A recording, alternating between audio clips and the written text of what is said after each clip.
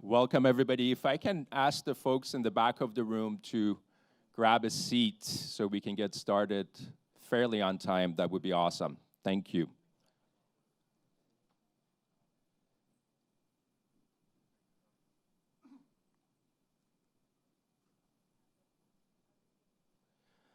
Welcome, everybody. This will be our official 8th Travel and Hospitality Expo. This journey started in 2016, and it's a pleasure to be with all of you. For those of you who don't know me, my name is Amir Amidi, and I was involved with the travel program since the beginning. Very humble beginnings with myself and our CEO, and it's great to see all of you in the room today. The program has come a very long way. We have a great program set up for you this morning. We have about 22 startups who will be presenting. We have a great keynote speaker who I will introduce momentarily here. We're going to give you an update on our global footprint as far as the travel and hospitality program is concerned.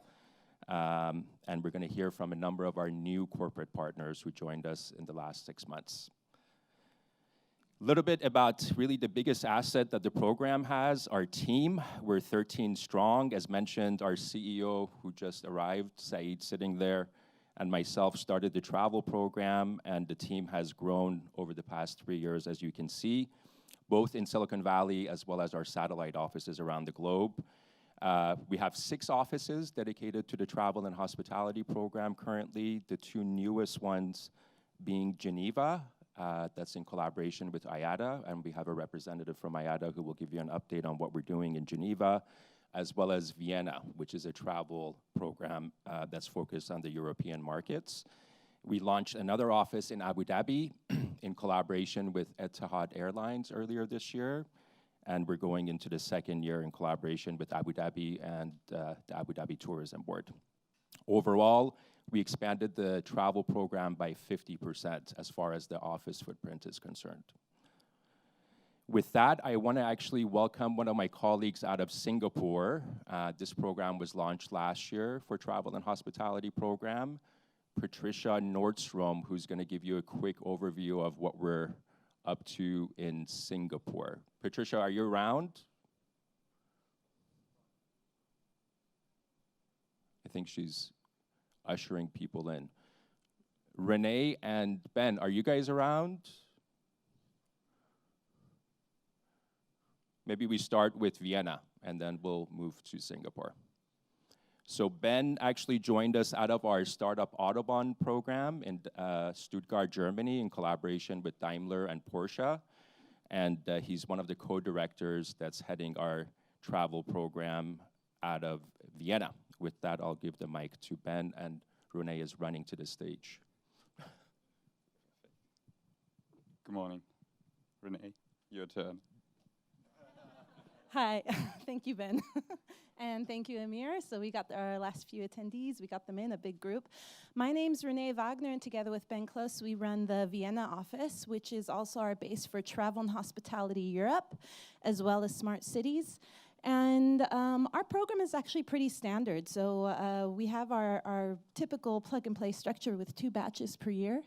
And in our travel and hospitality vertical, we support 4 of our partners: Vienna International Airport, Brussels Airport is here, hello, Star Alliance, and Swissport. I think you guys are here today as well, so a hearty hello from us.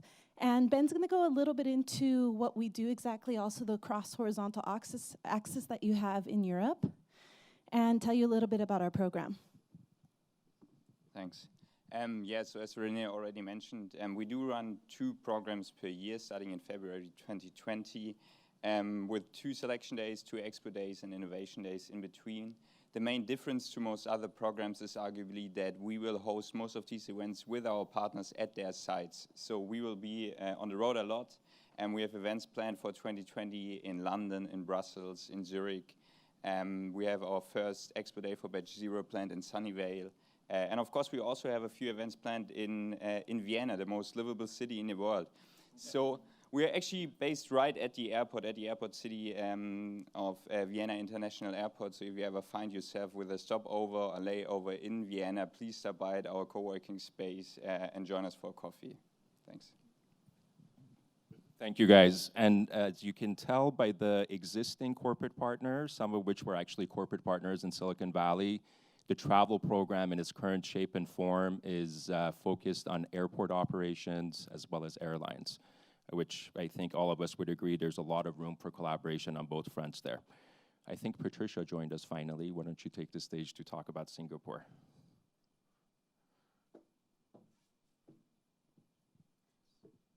Thanks, Amir. So Singapore is structured similarly to Europe in the sense that we're trying to cover the whole region. So selection days will be hosted in Singapore, and then from there, focus weeks will take place in Thailand, Indonesia, as well as other locations where corporates want to co-host them. So essentially, our program is focused on travel and sustainable tourism, and really leveraging our existing partners, as well as more to come on board soon. Some of the key topics that we're looking at is how technologies can influence the hotel environment. How can we apply waste management, plastic reduction, smart buildings, and renewable energies to help these hotels become more sustainable? And through that, we were also looking at bringing on board more hotels as well as other key players in the industry to support this initiative and look at Asia as a new front for sustainable tourism. So yeah, if you're interested in Singapore program or the Asia Pacific region, we'd love to host you there. We have 2 summits a year, and essentially this will be cross-horizontal, looking at other programs that we have in the region, including Smart Cities in Bangkok, Indonesia program, which is a consortium of conglomerates that work with us, and outside of that, FinTech and InsurTech also part of this ecosystem. Thank you. Thank you. Moving on, obviously, for those of you in the room being our corporate partners, none of this would have been possible without your time and support for the program. I do want to give a special shout out to the 3 original corporate partners that helped us launch this program back in 2016. CWT, obviously, sitting in the front here. They've been with us going on 4 years. JetBlue Technology Ventures, you guys launched your CVC arm alongside of the travel program here. And I believe we have about 7 co-investments together, and you guys have made over 24 investments over the past 3+ years. Swissport joined us very early on as well, and they're joining our Travel EU program. So really, these were the brave souls that took a chance on us and helped us launch this program, and none of this would have been possible without your original trust in us. So thank you. And as far as the new partners are concerned, since our last summit, we brought on board 7 new partners, some of whom are in the room right now, and we'll give you a short, brief overview of what they're doing in the digital realm and why they joined the plug-and-play ecosystem. Namely, Korean Air is the newest corporate partner who could not make it here today, but they will be here for our next event. IATA, we've been working closely with them for the past 3 years. Stefan Kopart, who is in charge of innovation and special projects there, will give a short presentation on what they're looking to achieve with the new accelerator we're launching with them in Geneva. Brussels Airport, the founding anchor partner for a travel program out of Europe. Hong Kong Airport, one of the newest airport additions to Silicon Valley here. Professional Golf Association, I think our CEO is the most excited about this one. They actually joined about 3 of our verticals. One of them is travel and hospitality. First Group, one of the largest transportation companies out of UK and US. They are here as well. They'll give you a short presentation. Last but not least, Marriott International. So we've been trying to work with Marriott for probably 3.5 years. And finally, we were able to get them into our ecosystem out of our China Shanghai program. So Marriott APAC is part of our ecosystem as well.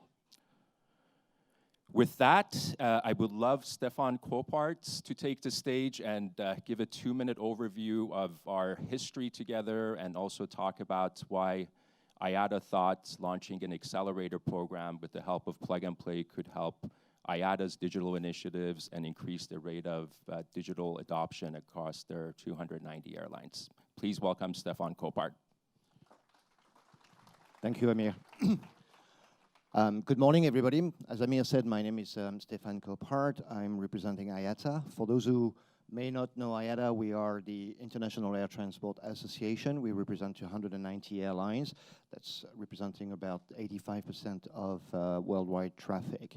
And we provide support to our airline community around three main areas. One is standards. We do a lot of standards for this community to work together. It's a highly collaborative environment. We also do a lot of advocacy, like really lobbying on behalf of the industry to try to make it easier for airlines to operate. And we also provide products and services. One thing that we do, and in our team, what we are responsible for is transformational projects and initiatives. Like you probably heard about on the distribution side initiatives around NDC, the new distribution capability, or on the airport and passenger side initiatives like 1ID. So we are not, thanks to all the airlines in our team, we are not that bad in introducing new digital initiatives. Where we are a little bit less performant, if I would say, is about the speed of delivery. Most of our programs take a long time to be delivered for some good reasons, because we are a bit risk adverse due to safety primary requirements, but also it's bad reasons because the pace of change is too long for airlines to realize the benefits of that change, or to have new technologies implemented before they become obsolete. So that's the primary reason why we wanted to associate ourselves with Amir's team and Plug and Play to develop an accelerator program out of Geneva that will be based primarily on our industry initiatives. So I insist on this because it's really to try and accelerate the adoption rate of our initiatives. So we've doing the official launch today. I think the press release just got out from our Geneva office about an hour ago. So we are very excited to work with Amir and the team. We've been working with them for the past 3 years as we are running a think tank, and Amir has been hosting that think tank for 3 years here to inspire our members on those new ideas. And we've started the accelerator program a few months ago, very low profile, with a test batch, batch 0, that will come to an end at the end of February, where we will host our demo day at the same time as the selection day for batch 1. And that's going to be on the 24th and 25th of February. And we will follow the same model as the Plug and Play model, which is about 2 batches per year, and trying to bring like the two worlds together and the best of it. So the expertise from Plug and Play on the startup ecosystem and the technology, the expertise on IATA, on our initiatives and our industry knowledge, and the gateway to all our member airlines. So we are very hopeful for this program to be very successful. Thank you very much. Thank you, Stefan. And on a positive note, we actually have Etihad Airlines and Korean Air who've already given us a verbal agreement to join the ecosystem, but this accelerator actually is open not just to the airlines, as well as OTAs, GDSs, and other stakeholders in the travel industry. So hopefully we'll be able to create a more seamless journey, if you will, with this accelerator with IATA's help. With that, I believe the gentleman Sopash from First Group just arrived. I would love to welcome him. First Group, for those of you who don't know, is one of the largest transportation companies out of UK and US. Sopash is affiliated and the Chief Digital Officer with First Rail, which is the largest UK rail operator. He's in charge of all their innovation programs, anything that has to do with customer experience, marketing, and digitalization efforts. Hopefully it's true. I'll give you the mic. Hi guys, so thanks so much for the really good introduction. So we are a really fresh partner. I think we signed about 12 days ago. So it's kind of a nice last minute trip to be here out in Sunnyvale. Sadly, the weather is better in London than in California. So I think there's so many reasons why we were so excited to join Plug and Play. We looked at a number of different alternatives, including those which are perhaps more historically Europe-based. I have heard rumors that you guys are thinking about a London office. Hopefully we'll make that happen at some point.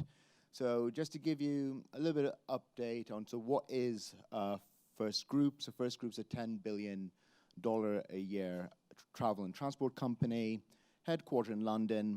My specific focus is on the First Rail side. 5 very large railway companies who are doing roughly $750 million direct-to-consumer revenues through our digital channels. And a big part of any senior leader role is to continually raise the bar for what excellent looks like. So what was really exciting about Plug and Play is, although we are notionally part of travel and hospitality, I know that the best practices for me to create a more proactive, more personalized travel experience, those learnings, some of them will come from travel businesses, but I'm really excited to learn what fintech guys are doing, what retail guys are doing, what interesting is happening in the Internet of Things. And I think that's what made Plug and Play really unique, is the fact that we get to learn the best practices from all over the world, from every single sector out there. So we're so excited. We signed a 3-year deal. And for all the startups in the room, if you're working on something that's going to help me increase revenues and increase customer satisfaction by making it a really friction-free, seamless and personal experience, come find me in person or in Brella. But thank you so much, and really excited to make the most of today.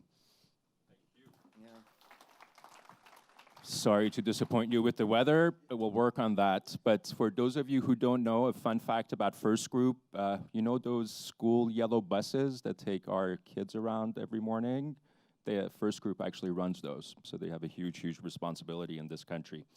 Last but not least, I would love to welcome a gentleman by the name of Ward, and I don't want to butcher your last name, Ward, but I'll do my best. The Claw. Close enough? So Ward has been working with us, I believe, going on about 6 months or so. We actually had a great session together in the Star Alliance's office in Frankfurt, and Ward was chasing me down to do a press release while the conference was going on, which we actually released the following day. But Brussels Airport, for those of you who don't know, is one of the founding anchor partners for the travel program in Europe.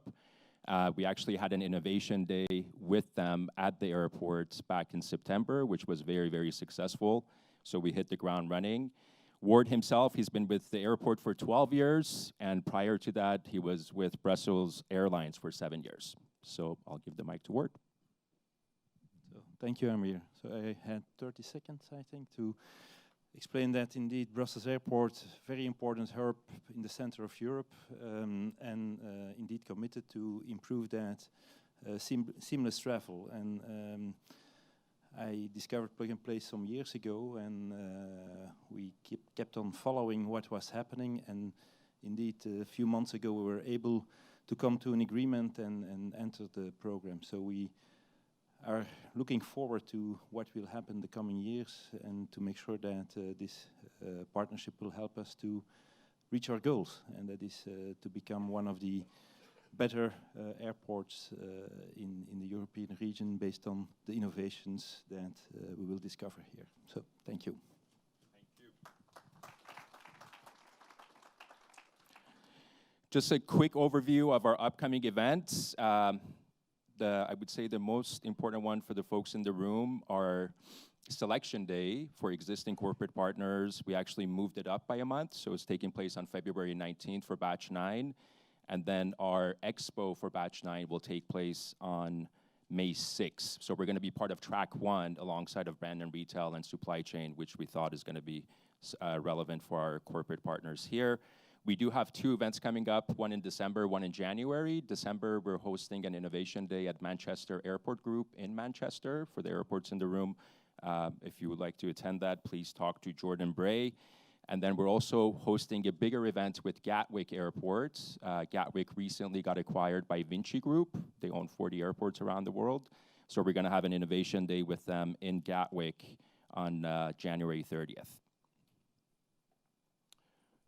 With that, I would love to welcome my colleague Angela Shee, who heads our ventures. She's going to give you guys a quick update on what's going on with investments in travel startups and the digital trends in the travel industry. Thank you, Amir.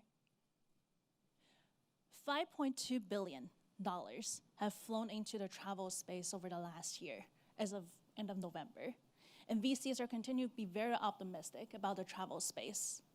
While it represents only a small percentage, about 2% of global VC capital deployed, but travel is increasingly become much bigger. And as we can see, travel, unlike many other investment space, it is very global. All of the money that were deployed this year were well distributed across Europe, North America, Asia. And as VCs continue to be more optimistic, 7 unicorns were born just in 2019 in the travel space. There are 14 of them in total.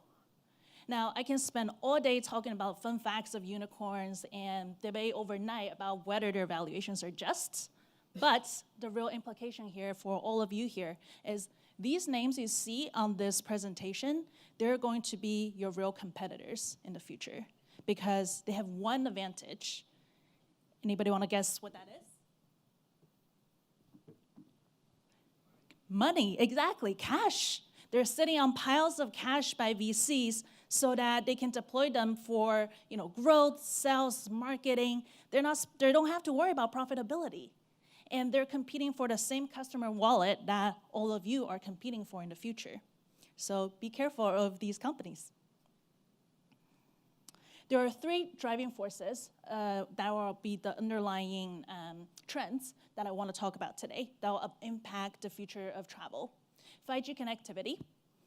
As connections are become faster, wider applicable to all the devices across autonomous vehicle, to IoT device, or operational equipment, to consumer device, this will be the driving force of a lot of new innovation upcoming in the next few years. And the key thing here for the travel is you'll have more insight and real-time insights faster than ever to get to know your customers, get to know where the travelers are going and what they want to do before they even know it. Second macro trend, sustainability. According to a survey done by National Geographic recently, 42% of travelers indicated that they're willing to pick a travel option that is more sustainable. However, only 15 of them actually know what that means in practice.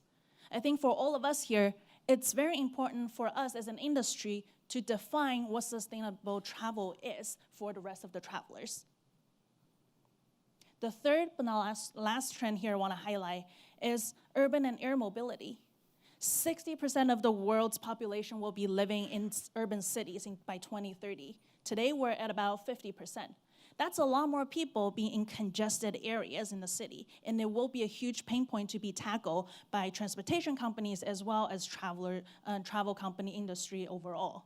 And there will certainly be key challenges around regulatory framework, social acceptance, whether it's safety or noise, as well as other underlying technology that still needs to be developed. But it will be an area that will continue to attract a lot of capital from investors, as well as corporations who want to take the first step into air mobility. Now, at Plug and Play, our investment portfolio continued to grow because we're focusing on untapped market. We're focusing on underserved, underutilized technology. And to demonstrate that one of our portfolio company, the best news from earlier this year was Beyond Pricing. They were the first data provider to property managers who previously did not have the access to the information. And they recently successfully announced their Series A funding of $42 million, led by Bessemer. Today, we're all here to celebrate the 18 graduates of our current batch. All of them are addressing both immediate as well as long-term challenges in the travel industry, whether it's AI, data analytics, customer experience, sustainability, or operational efficiency. With that, I want to remind everyone to please vote as you listen to the pitches for the rest of the day. The link is right here, and please select the best pitch or the best startup that is relevant to you. Thank you. Thank you, Angela. The other advantage these startups or the unicorns have is the cool names they have over the folks in the room. All right, we're off to our keynote. We're very, very excited to have Jeff Katz with us today. I don't think Jeff needs an introduction, but for those of you who don't know him, he had an extensive career at American Airlines and Sabre. He later went on to be one of the founders of Orbitz and the CEO of Orbitz for a while. And His latest, I would say, passion is a company called Journera. And funny enough, Jeff, when we started the travel and hospitality program, one of the key areas that we were most excited about was actually the underutilization of data across all the different stakeholders in the travel industry. So the travel companies have a tremendous amount of data they're sitting on, historically, based on their customers and the customer patterns, but very little is being done with it today. And I believe most of you in the room know that Expedia and Booking are pursuing something called the connected trip, which is connecting all these silos that have this useful data in. And I believe, if I understand correctly, Journera is trying to make that happen in a much more time-efficient, capital-efficient manner. So with that, I would love to welcome Jeff Katz to stage to talk about his seamless journey and what he's doing at Journera.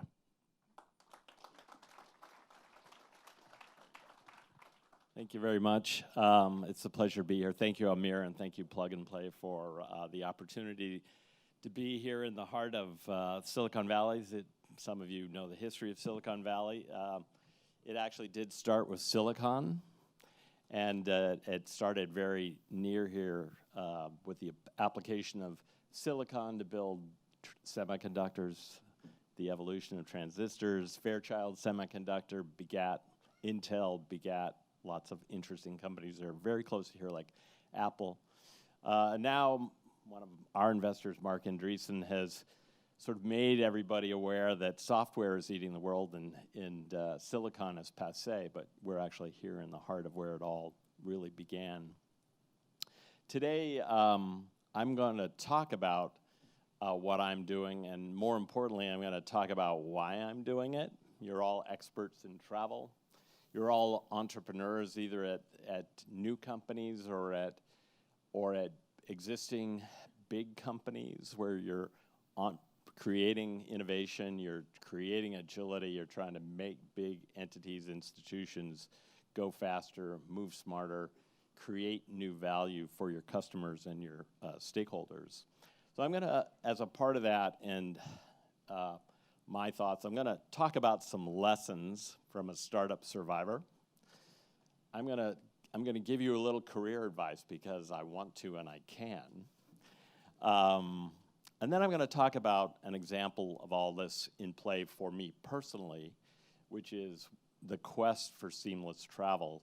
It's easy to say, it's much more challenging to do, and I'm going to talk about sort of why I'm doing this and our approach at Journera, not to say that it's the best or the be-all and end-all, but really to give you an example of some of these lessons that I've absorbed, sometimes successfully, sometimes very painfully, and how I would suggest you put some of this stuff into play for yourselves and your companies. So, first of all, how many of you have seen the movie The Matrix? Can I just see a show of hands? The Matrix. Great. Great. If you've seen The Matrix, then you remember this part of the movie that I'm going to call, it's about the red pill dilemma. So let me remind you about the red pill dilemma, and hopefully you'll get why this could be important to you in life and in politics and in your work. So in this scene of The Matrix, this evangelical prophetic character, Morpheus is his name. People remember Morpheus? He sits before the hero character played by Keanu Reeves, whose character name is Neo. And Morpheus says to Neo, I know the question that haunts you, Neo. And the question is, what is the Matrix? And so Morpheus holds out these two pills in front of Neo, the red pill and the blue pill. And he says, if you take the blue pill, I'm going to paraphrase, I'm going to take you back to your virtual reality, your world where everything is great. Or you can take the red pill and I'll show you how deep the rabbit hole goes. Now, if you remember the movie, Neo starts to reach out. You don't know for which pill, but you can assume, knowing Keanu Reeves, that it's probably the red pill. And before he grabs the pill, Morpheus says to Neo, but remember, Neo, all I'm offering is the truth. So today, all I'm offering is the truth. You can take the blue pill or you can take the red pill, but today I'm going to dole out the truth, and you can decide how much of this you want to accept. So let me go through first the life of somebody who's worked at very large companies and worked at very small companies, started companies from scratch, and give you a few things that I have learned along the way that I think are important to all entrepreneurs. They're important to all shapes and sizes of companies, and most importantly, they're important to all leaders. First, and most important, if you're at a company, you're starting a company, you're joining a company, the most important thing to keep in mind, and this is required, is this entity and you must have a thoughtful strategy, and you must have the best talent. And that's super key. And if you're part of a company with no thoughtful strategy or an absence of talent, and I'm going to use coarse language today because that's the way I am too, get the fuck out. I kid you not, very few people comprehend this key decision that you have to make. No strategy, no talent, get out. No talent, no strategy, don't join. No strategy, no talent, don't start. Simple. Next, and very important, maybe most important, honesty and integrity. If you're at a place with an absence of honesty and an absence of integrity, you have nothing. I don't care how much capital this company has. And if we look around the world, we can see examples of companies and institutions, code word political, where honesty and integrity is lacking. But if you're at a place where you live and you spend your life and you give it your heart, why would you ever be someplace with an absence of honesty and integrity? As a board member and have been on a lot of big company boards, it's one of the first things that I try to root out. And if a board won't deal in the level of honesty and integrity, then I'm not going to be on that board, and I've made these decisions. So honesty and integrity, super important. Anybody who laughs at honesty and integrity, that is a problem. And you got to cope with it, you got to confront it, and you got to be honest about it. Timing matters. Almost all successful startups have hit the timing button correctly. A lot of good ideas have been before their time or after their time. So I was on the board of the very first social networking company. Does anybody remember what that company was? Anybody? Friendster. It was an amazing company with an amazing, all the star talent in Silicon Valley was on that board. I got to participate, but all the rest, the managing partner of Kleiner Perkins and Benchmark Capital, everybody was there, but the timing wasn't right. First, they got eclipsed by MySpace, who had a slightly better idea, and then came Facebook, who had an even better idea, but way better timing in terms of venture capital's acceptance, an ability to garner a management team around them and so forth. Their timing was ultimately better, and they did sort of a worldwide, generational, exceptional job as well to date. But timing matters, and you can pick many other examples of companies who've had really good ideas, but timing wasn't quite right. Another key principle to keep in mind in our endeavors, whether it's your company or somebody else's company, is you always want to work for the best boss. How do you know who the best boss is? Anybody have any ideas that they're willing to blurt out? Who is the best boss? How do you know? Best dresser? Most charisma? Excellent communicator? Who's the best boss? How do we measure this? The best boss is the boss around whom and for whom the people are the most successful in that company and later. So we can look at companies like Apple that have historically produced amazing talent.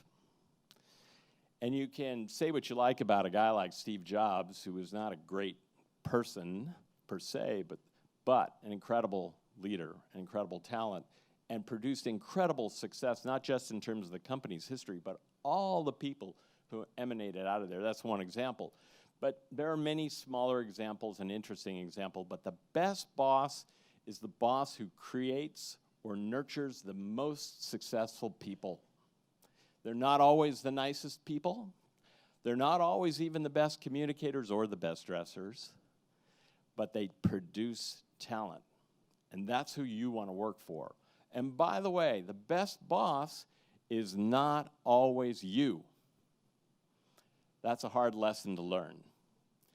So, but it's a good lesson to learn, and I heartily recommend that we all take it to heart. You similarly always want to work with the best team. No cronies, no sister-in-laws, no mother-in-laws, no best friends, no people with incredible CVs, but no track record. You can have a Harvard degree or an India Institute of Technology degree, and if you have no track record, you have no track record. It means nothing. The label means nothing. So you want to work with a team that's really produced success, that has incredible honesty, that are wonderful collaborators and communicators, but most importantly, you can measure the success that this team is generating and has generating. An important lesson.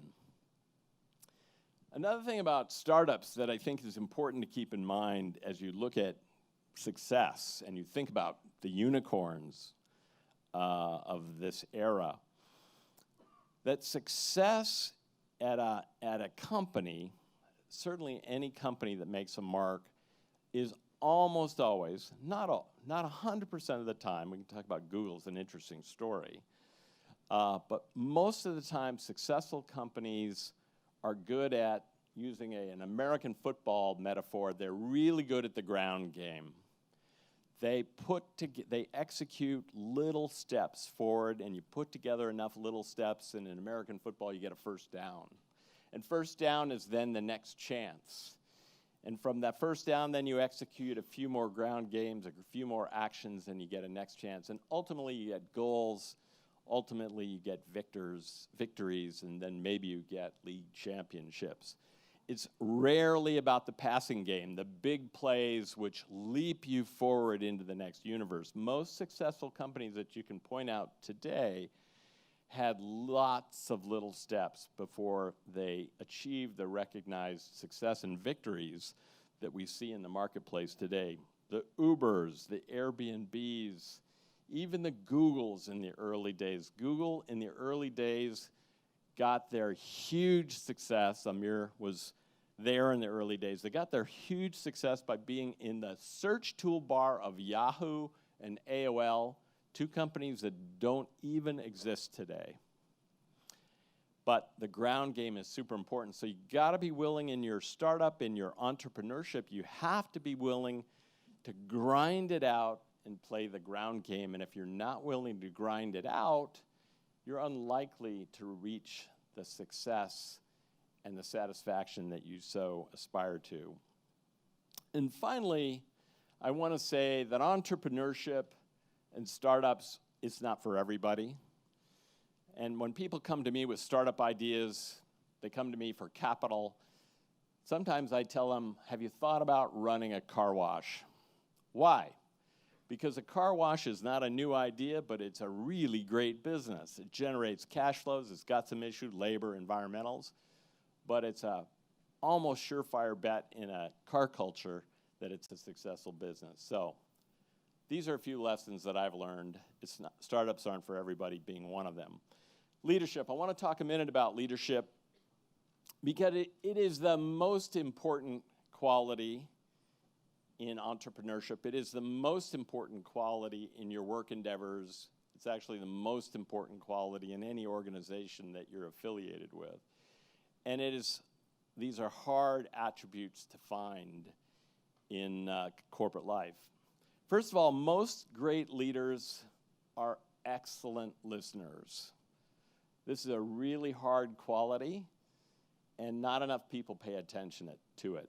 Second, good leaders are prone to the facts. Yes, instinct can matter, but facts are super important, and if you ignore facts, it's hard to stay out of trouble.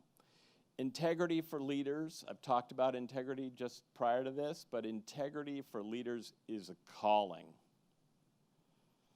Courage. Leaders have courage. Now, courage is different than vanity. Courage is different than arrogance. But I would have to tell you that one of the things I see so much of, particularly in large companies, is an absence of courage. You have to have the courage to make thoughtful decisions. You have to have courage to create collaboration. You have to have courage to do the right and the honest thing. Great leadership attracts talent. One of the things that I talked about just yesterday when people were saying this person can be a great CTO, one of the key things about a great CTO is not their technical chops, but can they recruit? So a great leader and leaders attract talent, and you have to get good at this, and sometimes it's about your own success, but it is actually a talent in and of itself. A great leader works hard at communicating. No matter how good a communicator you think you are, you're never as good a communicator as you believe. So you always have to be working at being a better communicator, and leadership is about communicating and working at communicating. As I indicated before, it's also about the grind, not the glide. I interviewed a couple weeks ago a very well-known leader in travel, guy named Richard Anderson. Today he runs Amtrak as a matter of American personal service, and prior to that he ran Delta Airlines during its merger with Northwest Airlines and the creation of SkyTeam and so forth. He's a really accomplished guy, and what he said to me is, if you want to be a CEO, it's really about the grind. Every day, grind, grind, grind. And today's generations, he notes, don't seem to want to do that. But I'll tell you, that's bullshit. If you can't get in there and do the work every day, every moment, then it's hard to create success, the grind. And ultimately, the way to measure leadership is results. People who create results, people who live by values that are aspiring, that do attract talent because they are the kind of places and the kind of people individuals want to be around. That's what you can measure, and it's pretty easy to see values. It's definitely easy to see results. And leadership is this quality that you have to seek in your own endeavors and in the people you work around. So let me talk about putting some of this into action in my own quest for seamless travel. And I'm going to tell you a little bit about what Journera is about today, but it's less to me about describing why I think Journera is a wonderful idea, and I think it is. But Journera started with listening. So some years ago, about 4 years ago, I could see what was happening in the world, not of travel, but in the world of retail, where Amazon and Google were essentially crushing every intermediary and all physical retail in the marketplace. And if you were involved, as I was in the day in consumer retail, you could see something fundamental happening at the top of the funnel. And I could see, first of all, that all these intermediaries were going to be virtually powerless to deal with what was happening, and that's more or less proved to be the case with very few exceptions. But I could see this would have an implication, what Google was up to, but what Twitter could get involved in, Facebook could get involved in, Amazon could get involved in, Apple could get involved in, would really be fundamentally changing for the world of travel. And so I sat down literally and individually with the three CEOs of the major 3 US airline brands and said, what do you do, Doug Parker, CEO of American Airlines, when Google sees you, this great American airline brand, as a silver tube operator? Because that's sort of the vision just down the road here in Mountain View. what do you do? And I had that same conversation with the CEO of Delta and the same conversation with the CEO of United Airlines. And out of that came a project and a bunch of research which led to what we're doing at Journera to create seamless travel. And just to digress for a moment, my approach to seamless travel is not about building more widgets and not about a better application. It's about fundamentally changing the plumbing of travel, where you have to recognize data as a currency. And if you don't manage data at the data element level as if it were cash, then you're going to lose. And if you start doing that, where you manage every data element like hotel property address, flight number, flight is late, loyalty status, bags checked, boarded, checked in, checked out. If you don't manage those events and those data elements like they're cash, then not only you're going to lose, but if you begin to manage them at that level, then you can begin to collaborate in real time with every other partner in the journey ecosystem, and you realize that the white space is not a better airline. It's not a better hotel. It's not a better rideshare experience. The white space is about the journey itself, and what you want to do if you're an institution, whether you're an airport or a hotel or a travel brand like an airline, you want to get your fair share of the journey revenue. That's it. That's the white space. It's not anything else. Because you will never win at the top of the funnel. That's already been decided. You can only win by being an expert collaborator in the journey ecosystem and get your fair share of the journey revenue opportunity. And you do that if you're a great brand and you have great talent. So it started with listening. The thoughtful strategy, as I've just described, for me is this idea that we want to be what I'd call this open, almost Linux-like operating system for letting people collaborate in real time to create seamless journeys and let them maximize their journey opportunity, better customer experiences in the journey ecosystem, maximize their share of the journey revenue. And we create this piece of software infrastructure that lets them collaborate. No rules. Most of the economics go to the brands. We're infrastructure. We are plumbing. Smart plumbing, but plumbing. Now, plumbing, as it turns out, has always been a pretty good business, but we let the power of the economics and the power of the brands work. We're just smart infrastructure. So personally, my quest is if I'm going to do something again, and I want to do it where I can have impact, for me that's travel, I want to make a contribution. I am not doing this to make a buck. Yeah, making a buck would be a good thing to measure, but I'm doing this because I want travel to be a better business.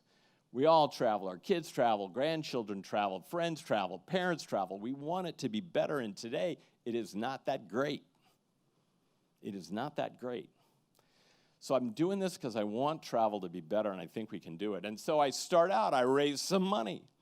I start assembling a great team who are very talented, and I measure their talent by the success they've already created.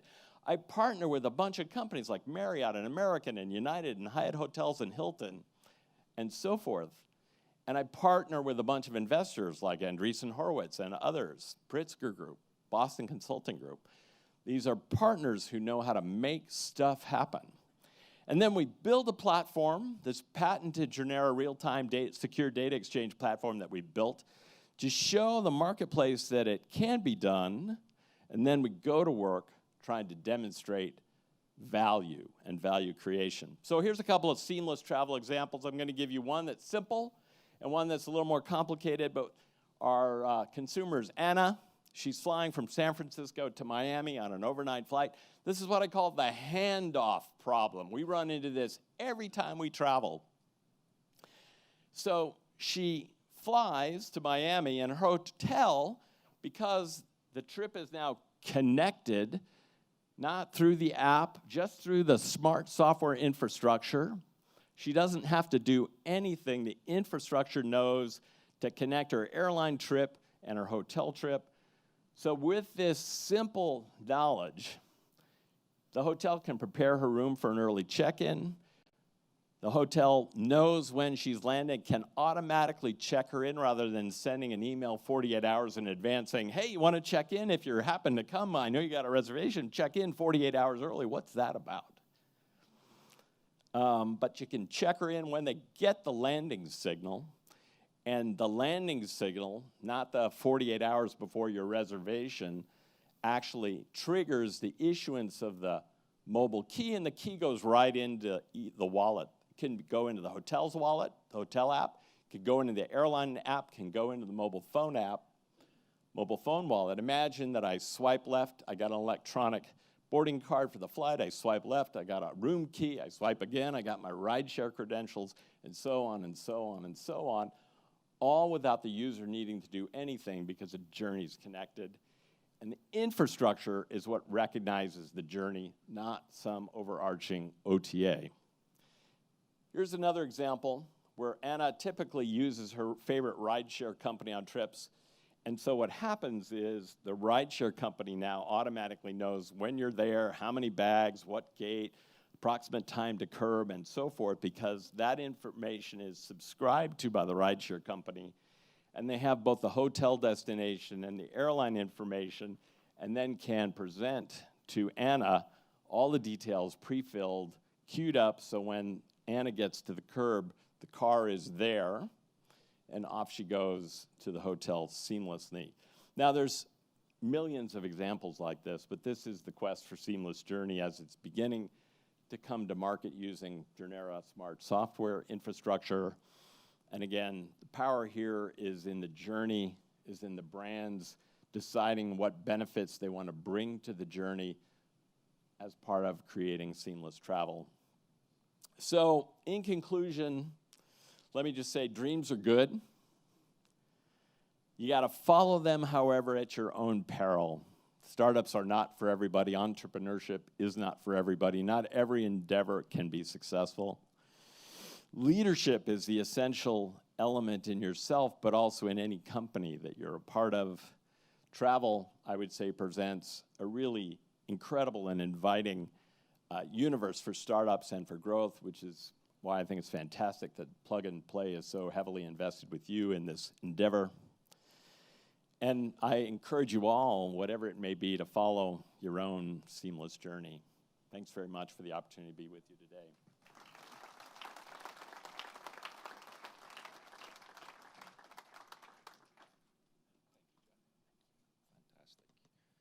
Some inspirational, sobering, and visionary thoughts.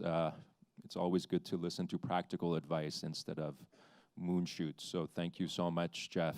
At least for me personally, felt like I learned a lot, both looking at things through a corporate lens as well as the startup world.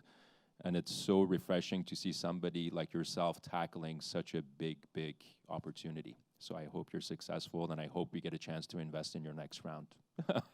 We missed out. All right, we're running a few minutes behind, shocker. But with that, I would love to introduce our own MC, Jesse Johnson. He's going to be introducing the startups that we'll be presenting to you. The unique thing about this batch 8 accelerator program, is a lot of the startups were actually based overseas. So a huge concentration are here from Europe, a few from Israel.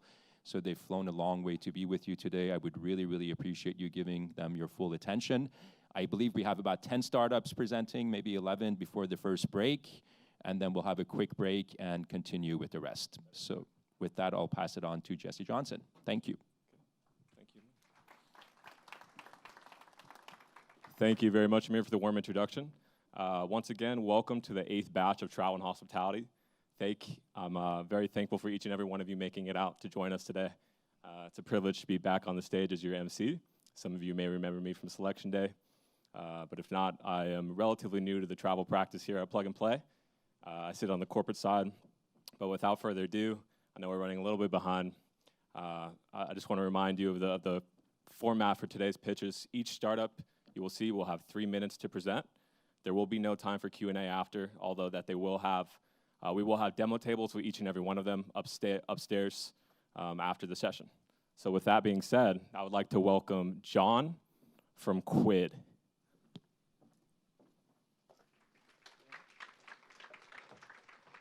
Good morning. My name is John Du. I am a sales director at Quid.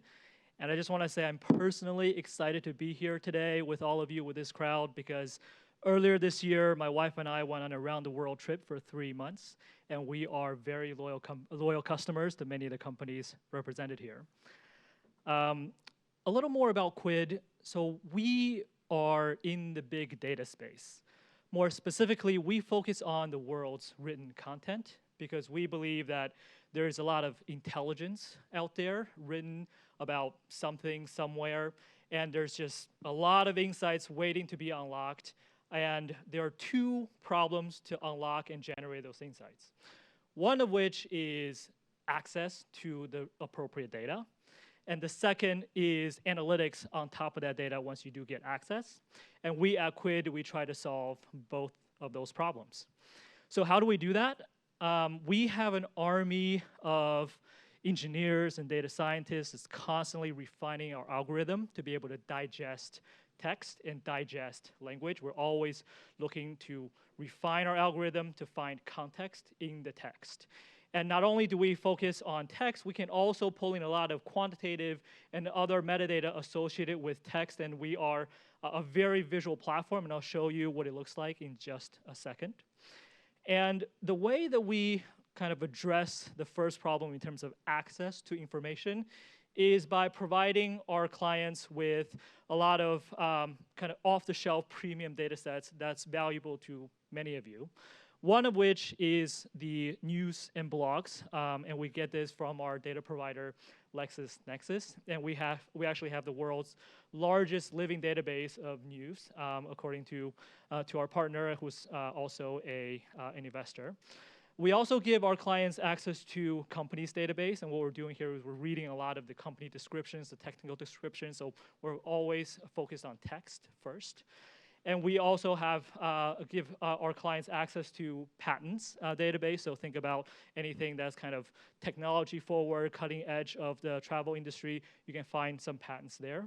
But more importantly, you can apply Quid's analytical horsepower on your own custom data sets. So you can upload any information that you have that's text-based, and we can digest and read that information. So there are a lot of ways that we've worked with travel clients in the past, and I just want to give you a few examples of how we can help by asking you 3 questions. One question is, do you have a good pulse on your customers? Do you know what your customers care about? Do you know how what products or services they really that really matter to them? And can you prove that in a data-driven way? That's something that we can help with. The second question is, do you know what your competitors are up to? Do you know what partnerships or products they're launching? Do you have a good pulse on the competitive landscape in the world that you play in? That's something that we can help as well. And the last thing is, looking inward, is what about your employees? Do you know how to better engage your employees? What's the sentiment with your employees? And that's something that we can help with as well. And recently, we did a cruise line employee review. So on the last point about how do we better engage employees, and how do we figure out what are things that are top of mind to better improve employee satisfaction, improve employee engagement. And this is something that we pulled from Glassdoor, 552 employee reviews, and automatically Quid will categorize the reviews based on similarity of language and group them into themes. And each node or dot here that you see is an individual review, and we'll automatically group them based on the similarity of language. And let me just show you what it looks like. And I will get off the stage because my time is up, and please find me. I'll be around and happy to talk more about Quid. So what you're seeing here is a network map, and Quid is reading, our algorithm is reading the text and grouping things based on similarity of language automatically, and this happens in about 45 seconds. So we're reading 552 reviews in 45 seconds, which is pretty incredible. And here, so you can also see the specific reviews here. You can see the keywords of what's going on, and career growth is one aspect that people really care about. So that's Quid in action.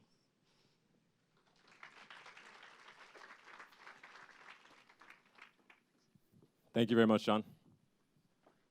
Up next, we will have Amos from Rubik. That was charismatic. Hey guys, my name is Amos Bar-Joseph. I'm Rubik's CEO, a young startup on a mission to solve one of the greatest challenges in the travel industry, flight disruptions.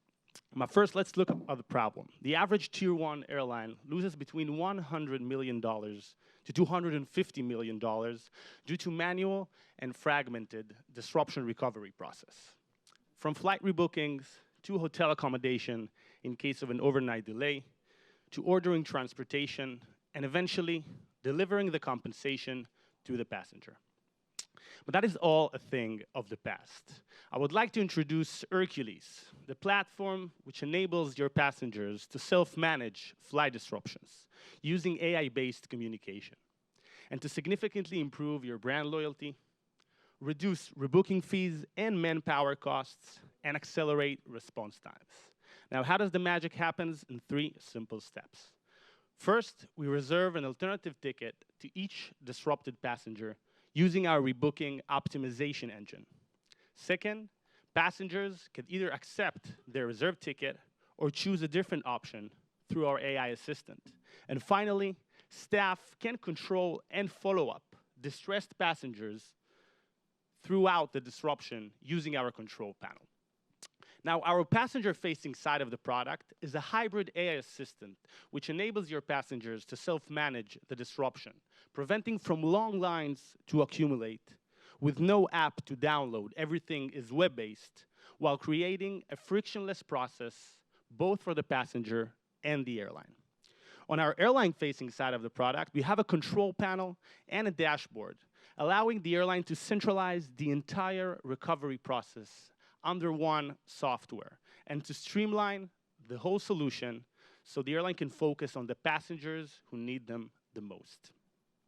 Now, in the near future, we're going to add to the platform hotels in case of an overnight delays, transportation to the hotel and back to the airport, and automatic management of compensations to deliver to airlines the complete one-stop shop for the disrupted passenger, all from the palm of his hand, turning what was once a crisis into an opportunity to show the passenger the airline cares about him by allowing him to choose from personalized alternatives, flights, and hotels, to simply order transportation, to claim the compensation directly, or even get a coffee voucher while they wait. Now, in the last couple of months during Plug and Play, we did some amazing progress. We're super young. We did some couple of POCs with Iberia and Vueling, and we have amazing progress with Singapore Airlines and All Nippon Airways. In our pipeline, you can see growing companies as well as in our partnerships. We secured our first pre-seed funding from Entree Capital, one of the best VCs in Israel, and we're proud to participate in the Plug and Play program, the Hunger 51 program of the International Airlines Group, and the App Challenge of Singapore Airlines. So if you would like to participate in our journey to disrupt flight disruptions across the entire travel industry, please get in touch. Thank you very much.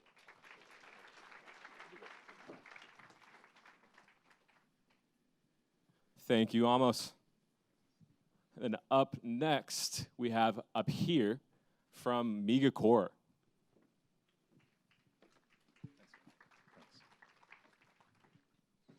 Hello, I'm Abir from Megacore Technologies. I'm the CEO and co-founder. I'm going to talk to you about contextual forecasting, starting with an example. So everyone's heard of Oktoberfest. In 2016, about 600,000, 700,000 fewer people attended than the previous years and the years after. And why was this? It was mostly down to terrorist incidents happening 6 to 7 months prior around Europe, leading to higher beer prices and, I guess, more security, lack of consumer intent in the end. The airlines, for the most part, didn't actually capture this in their forecasting models or pricing models. And over a period of 3 weeks, they lost about 50 million, which is not uncommon, but it's actually kind of big when they lose out on the biggest cash cow in Europe. Unfortunately, it's not unusual. It's common. It happens everywhere around the world. And there is a pattern to it. Airlines very routinely use historical data. They don't take context into account, and they don't understand what the world is looking like in the future. And this is where Megacore comes in. So analysts at airlines brute force their way using intuition, hiring large teams to try and solve this problem through sheer manpower. For an industry, I guess, worth 800 billion now, it's kind of a big problem, especially when margins are like tiny. So it kind of makes it an awesome opportunity. And this is where forecasting becomes really powerful, especially contextual. We're the team to solve this problem. I say this very sort of humbly. My team is far better than me at everything technology. But we have pedigree. We know contextual data. We know NLP. And we specifically spend a lot of time in graph mining, understanding how signals online are being affected through travel behavior trends. For context, and I'm kind of bad at explaining this, this is an airline we worked with. The blue line is the forecast. The actual is in red or orange. And this is what Megacore does. This is a 90-day forecast, so we show an airline exactly how passengers are going to come in and at what price points as well. We've been working with airlines over the last year and a half. At the moment, we're in commercials with Singapore Airlines and live trials with Lufthansa and Swiss. We have 14 airlines in the pipeline. We'd like to reduce that, but we don't have the resources at the moment. We're still growing as a team. And we have 3 travel agencies working with us as well. We partner with data providers, a lot of the big ones, and we have loads more in the pipeline. As a team, we're hell-bent on proving online signals can make an efficiently used to make forecasting more accurate. But it's not just about airlines.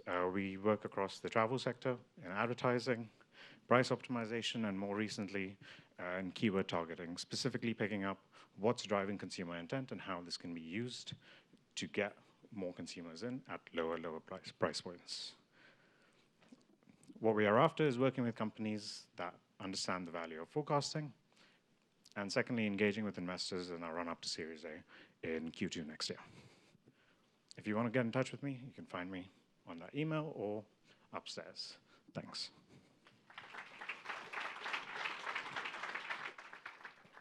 Thank you, Apir. Up next, we have Francois, from Safety Line. Thanks, Jesse.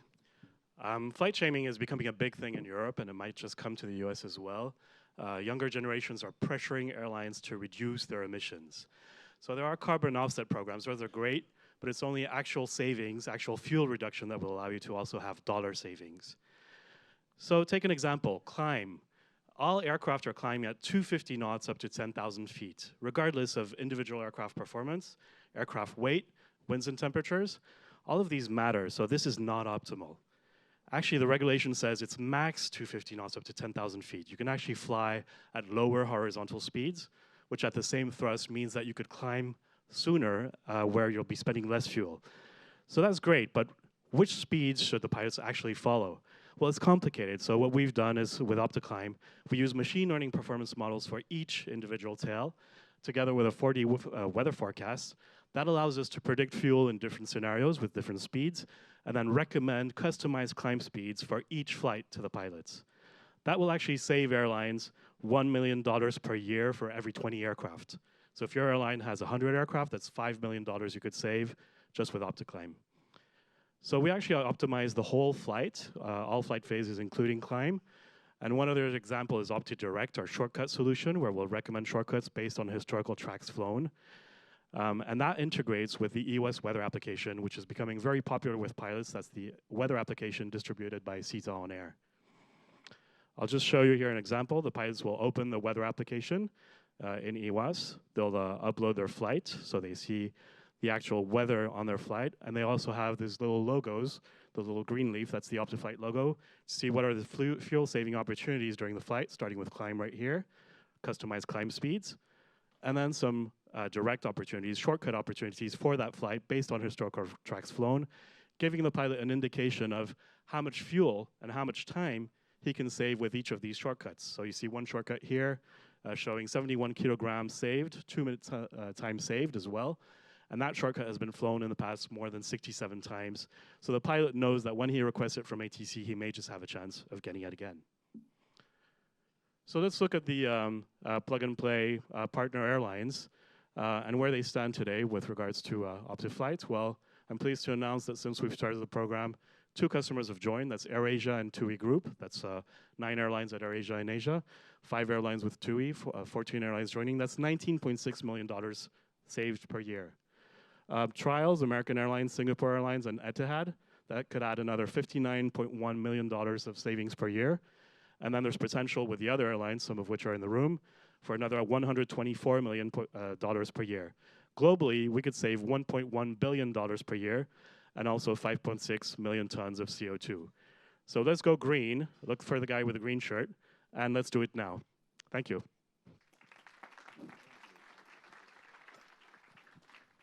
Thank you, Francois. Up next, Dr. Cinda Ben Salem from InstaDeep. Welcome, everybody. Thanks for being here, and really excited to this Winter Summit. So my name is Cinda, Senior Product Lead at InstaDeep.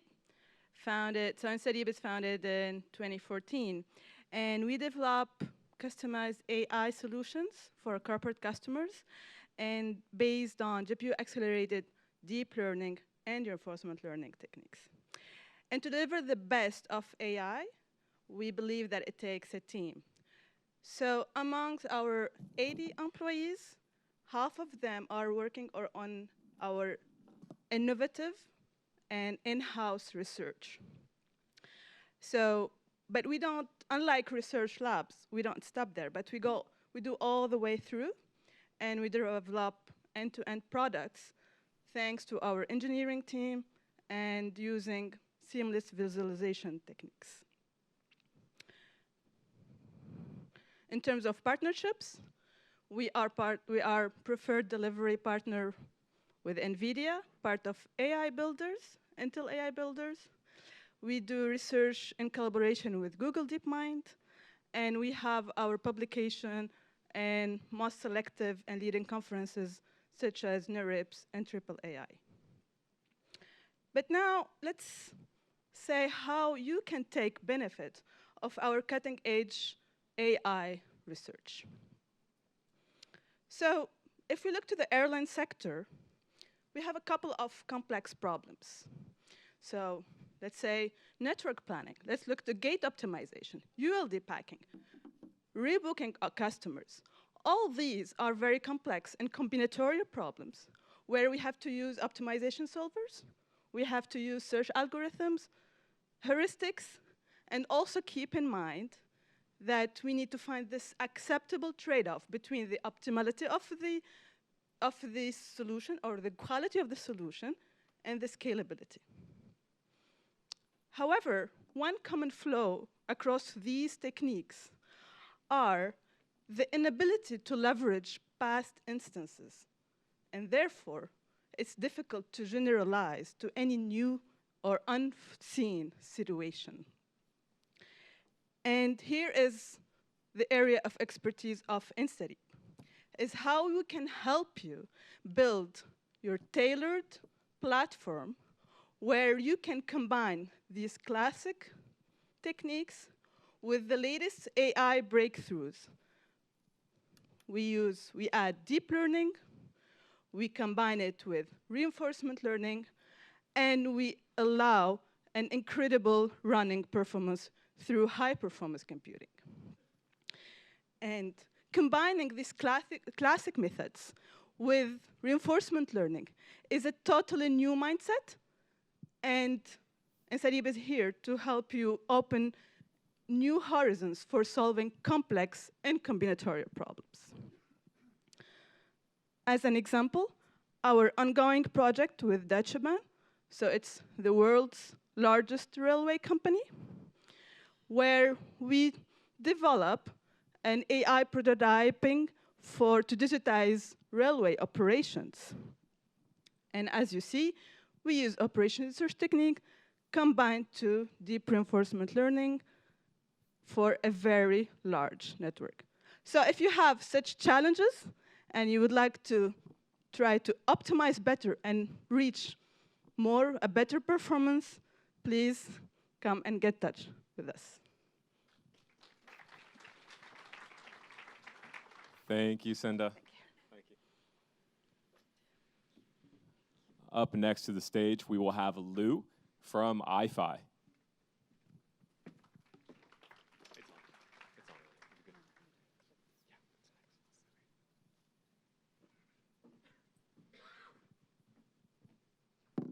Hi, my name is Liu Yang, and I'm head of media partnerships at iFi.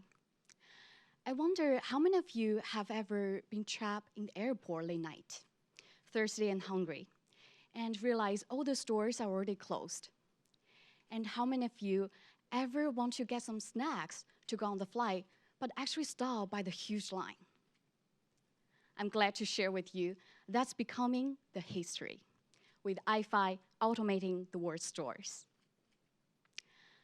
I would love to invite all of you on this virtual trip to the autonomous store we just launched with Abraham, one of the major retailers in Europe.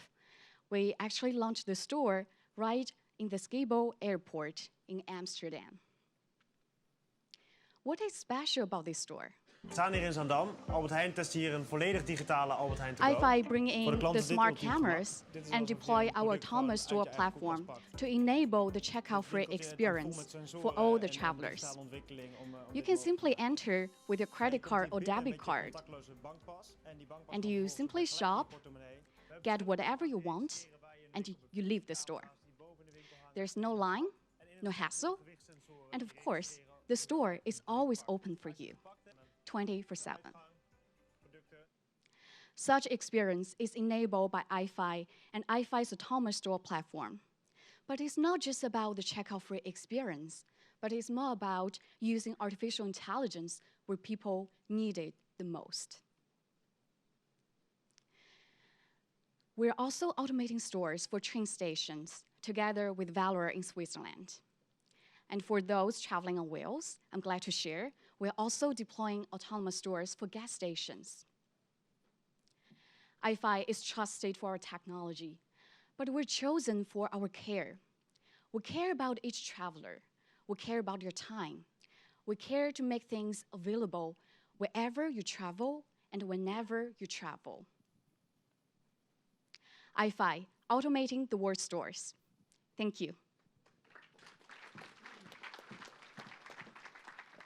Thank you, Lou. Up next, we have Maxim from Travel Wits. Thank you. Okay, in a nutshell, what basically TravelWits does, it builds a next generation travel search technology for business travelers. So I'm sure all of you travel a lot for business purposes. Here's an example of a trip that I recently took. So I start out in Pittsburgh, PA. I have a first meeting in Bay Area. Then I have a next meeting that is in Seattle, and then I come back home. Figuring out flights, hotels, how you're going to get to the first meeting, what flight you take so that you're actually on time for the first meeting, considering the traffic between the airport and the meeting. How do you get from the first meeting to the next meeting? And figuring all of that out can take hours. This is crazy. It's basically a nightmare for many business travelers. And personally, I would like to spend 15, 20 minutes on figuring that out, booking it, and then just the rest of the time answering my emails. So basically, that's what we do in the sense that we're building the AI-enabled travel search technology that on the fly uses AI to incorporate a lot of information on the pricing, availability, and the duration of different modalities like cars, flights, hotels, Uber, shuttles, airport shuttles, trains, buses, traffic information, and much more to generate trip kits. Those are full door-to-door itineraries that are optimized around business meeting times and locations. So here's an example of how it works. So you literally take and kind of enter your meeting times and locations. So here's the first meeting in Honda Research Institute in San Jose. I have a next day meeting at Apple in Seattle. You can even specify whether you care much more about the cost of the travel versus convenience. You also have a control over some of the advanced settings. Like you can say, I would like to avoid Chicago O'Hare Airport as a layover airport. Then, using that, we generate the full trip kits like this, where effectively you can see that you have a non-stop flight from Pittsburgh to SF4 that lands at 9:48, and with the traffic and everything, you actually expect it to be on time for your first meeting. Then you take, after the meeting, you take a non-stop flight to Seattle. You have a hotel that is close to your second meeting, and then you take a non-stop flight back. So the full cost of the trip is $1,500.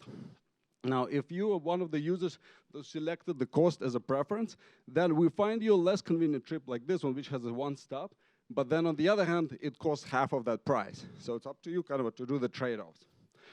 Now, as I said, we count how you're going to get from the airport to the meeting, considering Uber, buses, shuttles, and things like that.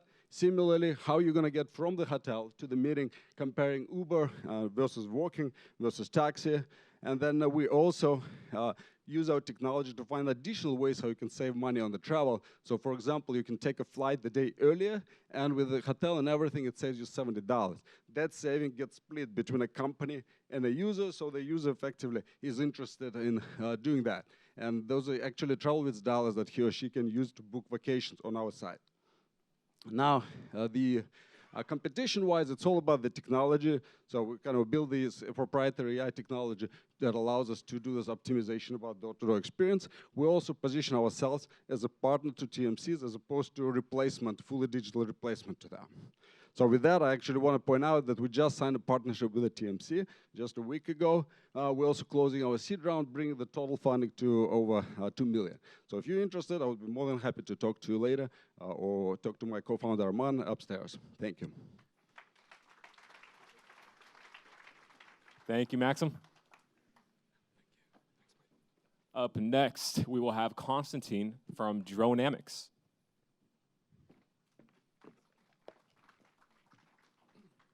Hi, everyone, and thank you for having me. My name is Konstantin, and I'm here to present to you a problem with a solution, or with a solution with a problem, because we came first with the solution and then the problem.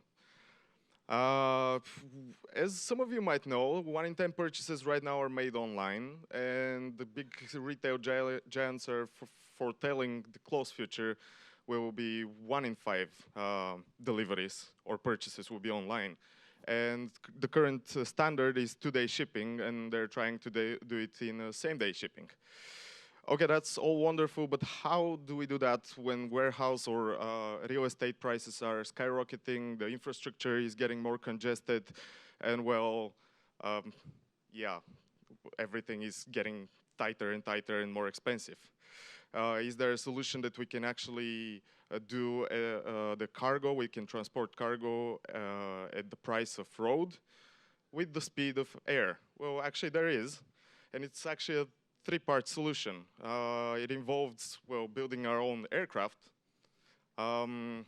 also building an infrastructure for that aircraft, and being able to centralize it and automate it. And first, let me tell you about the drone port, as we call it. It's a minimum viable airport because right now there are more than 55,000 unpaved or unused airstrips worldwide, and we can use that actually for little or rather large aircraft. And then comes the aircraft that we designed that has a wingspan of 50 feet. It can travel 1,500 miles with a payload of 700 pounds and costs less than $100,000. So we need to control that as well. So we thought of how to actually control that and use it over a big distance, and we're the only company that is not military operated that can do that over satellite.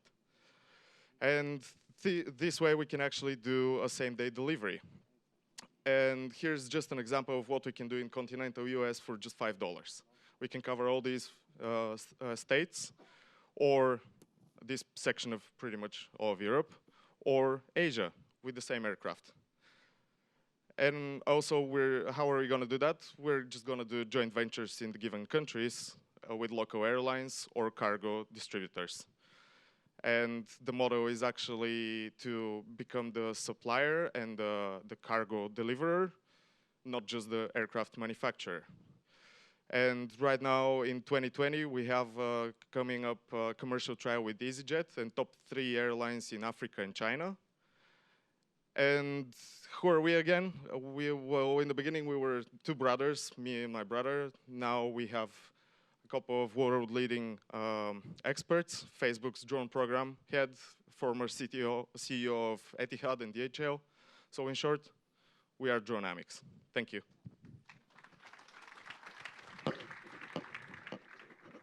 Thank you, Konstantin. Up next to the stage, let's welcome Gal from Routier.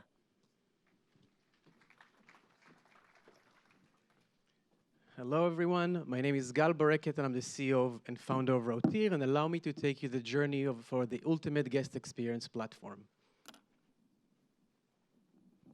So let's be honest. Let's start with honesty. Delivering great services in the hospitality industry isn't easy. Too many channels of communication, too many broken phones, too difficult. What it creates, essentially, is a negative response online, which hurts your brand reputation and evidently hurts the bottom line, as we all know that 1% decrease in TripAdvisor ranking equals 11% decrease in direct booking, which that's not fun at all. That's why I love sharing this word brain behind me from one of our clients in its early days, that every complaint that you see behind me is basically complaints that we were able to solve and resolve before they were able to get online. How did we do it? We reached out to the guests on their own mobile devices while they're still at the hotel. On the right side, you're seeing a positive experience and how we try to amplify it. A guest press 5 stars, great, let the world know.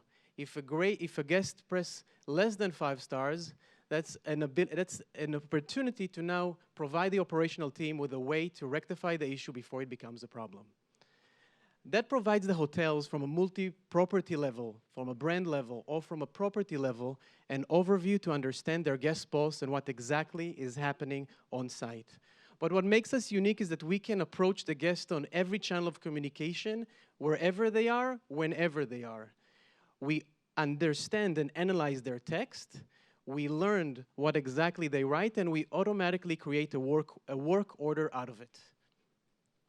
And it's interesting to see that once you created and established a digital trust with a guest, once you are able to reach out to their device, there's opportunity for targeted marketing on their palm. You can upsell inventory from food and beverages. You can even provide an automatic concierge that will communicate with them and reach out to them while they're still on site. I'm happy to share that thanks to this merit of our product and its involvement, we are now growing in 3 continents, and we are establishing an entity in South Africa, and we are expanding into other verticals because we understand that once you have the user in your palm of your hands, from commercial real estate to hospitality, the opportunities are endless. If you have any question, feel free to reach out after the show. Thank you. Thank you, Gal. Up next, we will have Jeffrey from Mostly AI. Thank you. Welcome, Jeff. At Mostly AI, we believe in using data to drive decisions, and that organizations have a responsibility to keep customer data private and secure. One of the biggest challenges companies face, however, is balancing the two to better serve your customers and grow revenue in travel and hospitality. Raw data is extremely valuable, but offers no privacy. And the more noise we add to the data, the more private, but less useful it becomes. Some try to solve this problem by making data anonymous, but classic anonymization has 2 fundamental flaws. First, in order to protect privacy, you must eliminate information, which is bad if you want to conduct machine learning, AI training, or analytics. And second, even worse, despite destroying so much information, it's still really easy to re-identify your customers, which puts your organization at regulatory, reputational, and financial risk. For example, even if all data is masked except for date and merchant, 80% of travelers can be re-identified by looking at just 3 credit card transactions. 3. And although organizations are collecting more data about their customers than ever before, they're only using a tiny fraction of it. So how can you become data-driven and customer-centric if you can't freely share this valuable resource, either with your internal teams or external collaboration partners? Now, bear with me and imagine for a moment technology that would empower you to retain all the value of your data while at the same time keeping your customer information completely private and secure. Let's call this technology a synthetic data engine, And imagine it's so powerful, it could learn all the structures, all the correlations, and all the time dependencies in your existing customer data. And once this training phase was complete, it would generate new synthetic customers from scratch, which have the same structure, correlations, and time dependencies, just like your original data, thereby creating a fresh, unmasked data set that's truly anonymous and totally valuable. And this data would be free to use, free to share, and free to monetize. It would empower you to conduct AI training and innovation faster, cheaper, and without any re-identification risk. Now, this sounds incredible, right? Well, thankfully, with advancements in technology, this is possible, and it's not just a theoretical concept. We're already working with some of the world's largest organizations to help them innovate across the US and Europe.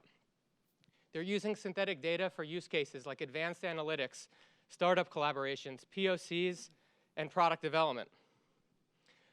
Our software is installed on-prem or in the cloud. We offer an annual license, and we're on our way to becoming the global market leader for big data anonymization.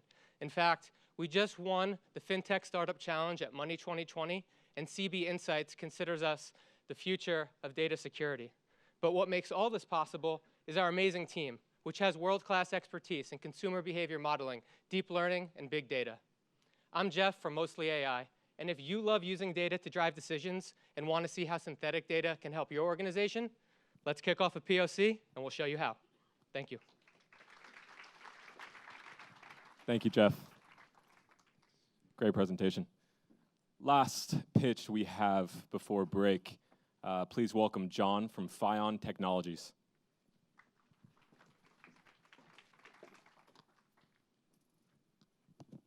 Raise your hands if you've never frantically searched for a power cord or an outlet to charge a device before it dies. Because if you have, I want to know your secret. I'm John Nidell, the CEO and co-founder of Fion Technologies, and we're making power as freely accessible as data by untethering devices from power cords and pads. The typical travel experience. These words likely bring to mind both positive and negative memories from work or vacation-related travel. But typically the process involves packing our bags, including the electronic devices and associated power cables, adapters, transformers if we're traveling abroad. As we get to the airport and we progress to our gate, charging kiosks or outlets are often in non-ideal locations or occupied, forcing us to babysit the device as we never want to leave them while they're charging. And finally, as we get to our destination and arrive at the hotel, we may have forgotten a critical piece of the charging link, an adapter or a cord, that creates immense battery anxiety. This travel burden's got to change. Fion's technology is here to eliminate travelers' frustration and anxiety around charging. We've created a first-of-its-kind, over-the-air wireless charging platform capable of providing meaningful power and data to devices big and small, coupled with a simple power-as-a-service platform. Our technology scales up or down the power delivery depending on the device and its requirements, from mobile phones all the way up to laptops. Using patented infrared technology, delivery stays consistent whether the device is 1 foot or 30 feet away, and within the same platform, we offer secure two-way communication between the receiving device and the user. So while our technology brings obvious advantages for smarter travel for consumers, businesses can also benefit from over-the-air power and data, eliminating electrical wiring for devices in remote or inaccessible locations, reducing phantom load power consumptions resulting in higher electrical costs, as well as creating an additional line of revenue through pay-as-you-go, power-as-a-service billing opportunities. There are a number of competitors in this space, and while some may offer delivery over distance, they lack the ability to deliver meaningful power. Others may deliver meaningful power, but they lack the ability to do so over distance. Only Fion combines meaningful power over distance in a safe way. So in relating to the travel experience, we asked, do travelers really want to be separated from their devices? Well, the incorporation of charging kiosks and most recently charging lockers suggests that airport operators may think this is the case. But the truth is that this falls dreadfully short as far as charging goes in creating a positive gate experience. Imagine fast and frictionless charging at your fingertips. You'll be providing the convenience of Wi-Fi for your power needs. You can eliminate the need to pack the charging cables in the first place, and you can provide a first-of-its-kind amenity on the ground in frequent flyer clubs or in the air and premium cabins. We are extremely excited about our first pilot technology partner opportunities. As our kits will be distributed in transmitter and receiver hardware, we've set out to develop an ecosystem based on travel and living spaces to provide customers direct access to our technology as well as businesses to our service. With this technology comes a great team. From building rockets to large-scale social media platforms to high-volume manufacturing, we leverage the technical background as well as the customer-facing experience to build global technology systems. So in short, we've created a revolutionary platform, and we're interested in engaging with corporate partners and investors that want to join our journey. If interested, please reach out at the emails provided here or come find me after the pitches. Thanks for your time.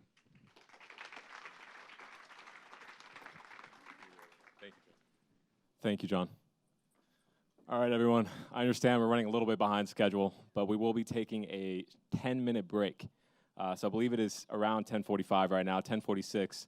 If you can please be back by 10:56. And also, as a reminder, I would just like you to know that if you scan the QR code on the back of your badge, this will allow you to access the link where you can vote for your favorite startup throughout the session. So thank you very much, and we'll see you back here in 10 minutes.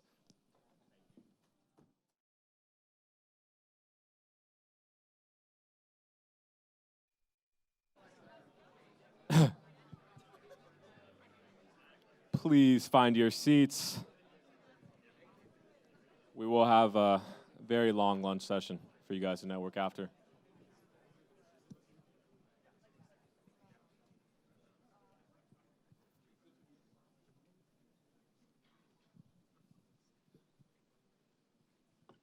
Thank you, thank you. Please, everyone in the back, if you can please find your seats. We will begin shortly.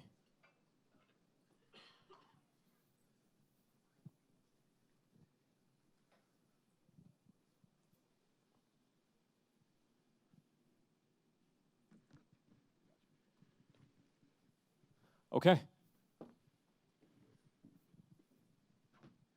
To kick us off, please welcome to the stage Camilo from Wheel the World.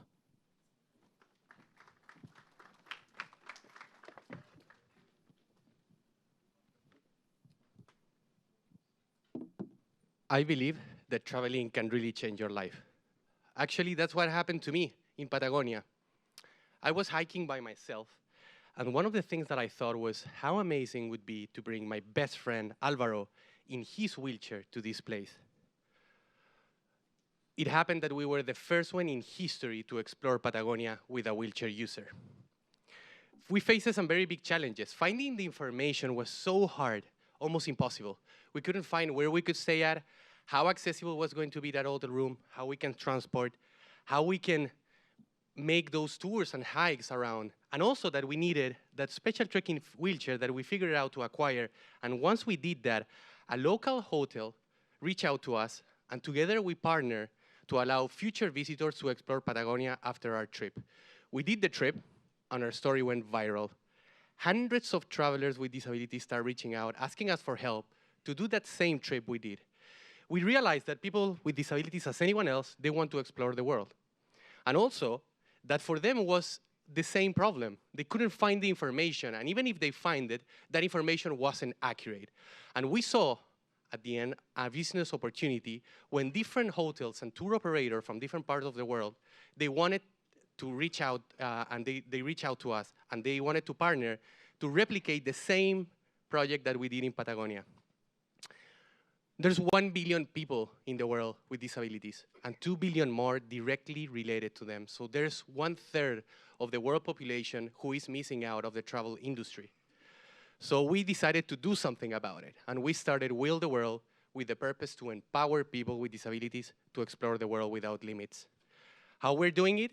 We're running the first online travel marketplace where we connect travelers with disabilities with local hotels and tour operators in different parts of the world. Since we started our company last year, we have made more than 1,000 travelers with disabilities to explore more than 30 destinations, generating more than $1 million in revenues. Since we joined the travel batch here in Plug and Play, we recently got awarded a contract with a Qatar company. So now we will start running travel experiences for the FIFA World Cup. A friends trip that became a business that the world is asking us to continue growing our impact. And we have a plan for that. We will onboard the travel industry step by step, meaning hotel rooms, tours, and travel packages all over the world, not only in the outdoor sector, but also in the city and the leisure destination, by obtaining a very specific data about accessibility at destinations, organizing that information, and allowing travelers to book trips directly to our website. We are the first to market. We are learning so fast and so much about different types of disabilities that every single process is specially designed for travelers with disabilities. On top of that, we're building a unique layer of information, the accessible information that the travel industry doesn't have. And on top of that, we have an amazing brand of communicating real inclusion, people with and without disabilities exploring the world together. Such as our team of people with and without disabilities convinced that we need to disrupt the travel industry once for all. We have raised $725,000 in funding, including our main backer, Booking.com. But now we want to take a step further, and we're raising up $2 million to achieve more than 100 destinations, the most visited destinations in the world, and generate more than $10 million in revenue. We'll break even at 2021.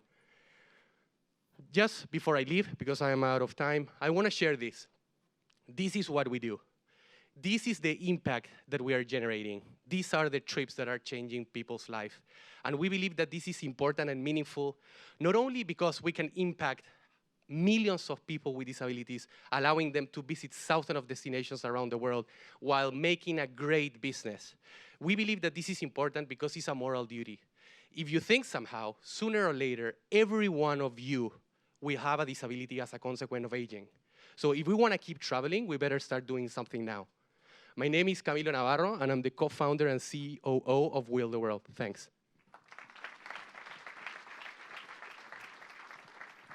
Thank you very much, Camilo. Up next, we have Antoine from Tarmac Technologies. Thank you. Hi, everyone. So my name is Antoine from Tarmac Technologies. I'm actually quite certain to be right when I say that everyone in this room has already experienced an aircraft delay. How do I know that? Because aircraft delays are very common in the air travel industry. Over 20% of the aircraft were late by more than 15 minutes in 2017 in the US for a big cost, over $26 billion just in the United States to the industry. And what are the causes of those delays? Where part of them actually happen when the aircraft's on the ground, because turnaround is very complex. You have more than 20 different processes that need to happen, and there's over 10 different businesses, stakeholders that need to coordinate. But also because today it's still highly inefficient with not really adapted communication tools as well as poorly digitized tools that are used by the agents. And that's where we come in. That's why we created Tarmac Technologies, to enable a seamless flight operations. We are building a communication and tracking platform that brings together all of the stakeholders, airlines, handlers, and airports, to monitor operations and improve collaboration. That means giving real-time visibility to those stakeholders, enabling some simple and direct communication, as well as fostering data exchange between all of those systems. So what did we aim first? We looked at the relationship between the airline and the handlers, and we created AGOA, which stands for Aircraft Ground Operation Assistant. It's a tool used by ground agents with a part that is a real-time tracking application that they can use in real time on the field to collect data, to receive alert and notification, so that when there's a problem, they'll be able to communicate directly with the right stakeholders to solve that problem before it impacts on-time performance. And then the second part is an analytics platform that can be used by managers to identify inefficiencies, track performance, as well as put in place performance-driven contract. Today, it's already a successful product. We're happy to test it with Air France KLM, and we showed that we are able to reduce delays, to put in place performance-driven contract, to have a balanced relationship with their handler, as well as to help them reduce time on the ground for certain of their aircrafts. We are happy now to deploy it to several new other stations in the United States, as well as during this program, signing a contract with another airline group to deploy it to their international network. Of course, a company is a team. We're a team of engineers as well as industry experts. Delphine has worked for more than 20 years in ground operations as part of the Air France KLM group.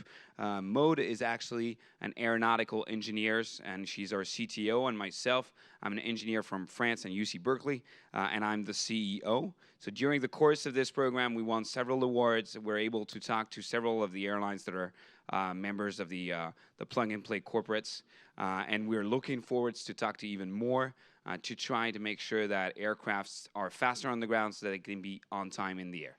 Thank you very much. Thanks, Antoine. Up next, please welcome Jeff from TripKicks. Hi, everyone. I'm Jeff Burke. I'm the CEO of TripKicks. And I'm not here to talk to you today about how business travel is changing. I'm here to tell you that it's already changed. For big companies, it was all about cost. They created these strict policies, they beat up their suppliers, but the workforce has changed. And for companies, it's become more important and harder to compete for talent. Employee experience is a huge phenomenon in our workforce right now, and it's crossed over into travel. So, millennials and Gen Z, as they continue to become the majority of our workforce, travel's more important to them. Experiences are really important to them. And while that group might be leading the charge, all generations care about their experience as a traveler, and companies need to change. So what we do is we help companies improve traveler satisfaction, and we do that in a way that actually decreases travel spend, because cost is still important, and it's always going to be important. The way that we do that is by rewarding travelers for going above and beyond what's required of them. So as part of that, we generate a company-specific real-time budget that integrates into the traveler's online booking tool. And if the traveler is able to spend less than that in a way that's compliant with their policy, they're rewarded for their behavior, for their flexibility. And by empowering travelers, companies can save a lot of money. We typically see anywhere from 10 to 15% through travelers making different decisions like staying at a less expensive property or an Airbnb, or maybe they don't need to fly business class on their next international leisure trip, right? But it's not just about cost savings. We can impact change across the entire T&E life cycle.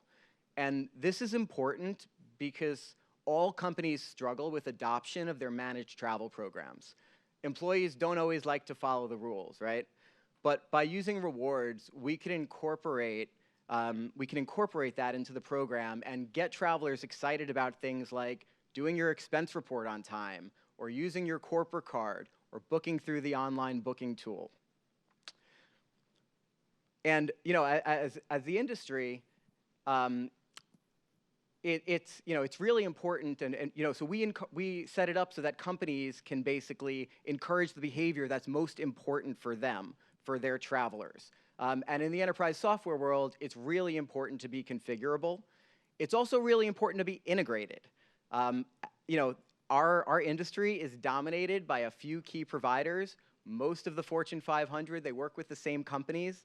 Companies like SAP Concur and BCD Travel, not only are they integration partners of ours, but they're channel partners as well.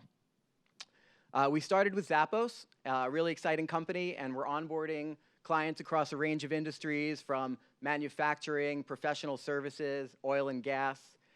We charge a percentage of savings, so we make it really easy for companies to get on board. We really lower the barrier to entry there.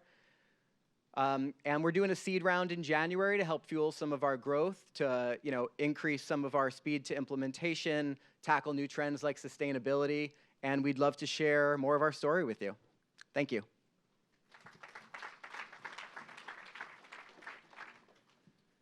Thank you, Jeff. Up next, we will also have Jeff from Density.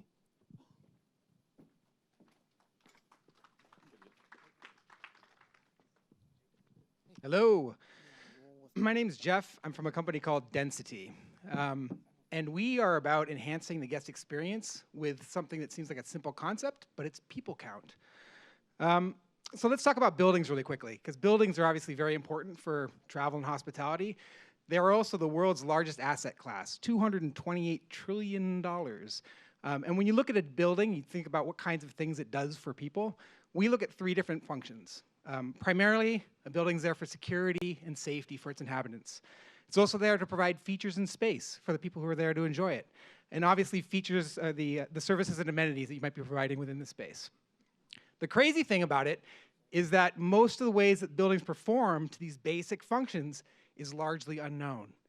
We think that people count is a total game changer, and I'll give you some examples. With security and safety, with density, you know the exact number of people in a building, which is critical for emergencies. In terms of features and space, you know who's using what when, so you can make better decisions about your space. And in terms of services and amenities, you can provide just-in-time services rather than time-based services. So this is how we do it. This is the device. It's a door-mounted computer. It's threshold-based, so you only need a handful of devices to measure very large spaces. Basically, it's the most accurate people-counting device on the market. It's also 100% anonymous. There's no camera involved, and the data is available real-time. I'm showing you these images right now. You would never see these, but this is what the device sees.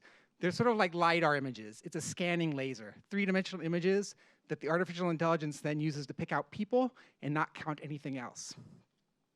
So let me give you some stories about how we're used.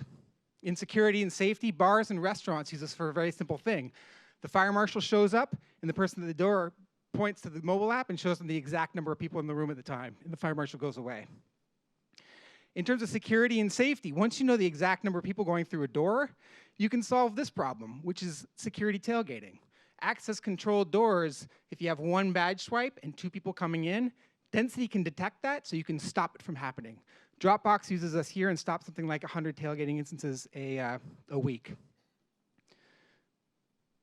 TWA Hotel is a good example of a hospitality location at JFK that's using us to basically understand how this new building is being used, so they can make better decisions about how they're operating the facility and also even developing new facilities. And when you look at services and amenities, companies like Marriott and Delta use us in executive lounges. When the lounges hit a threshold in occupancy, we send a text message to the staff so they can deploy additional resources. LinkedIn uses us for cafeterias. It turns out that ordering food, you need to know how many people are going to show up to eat. We tell them that based off of historical data and also provide them deep analytics about each cafe, about how it's performing.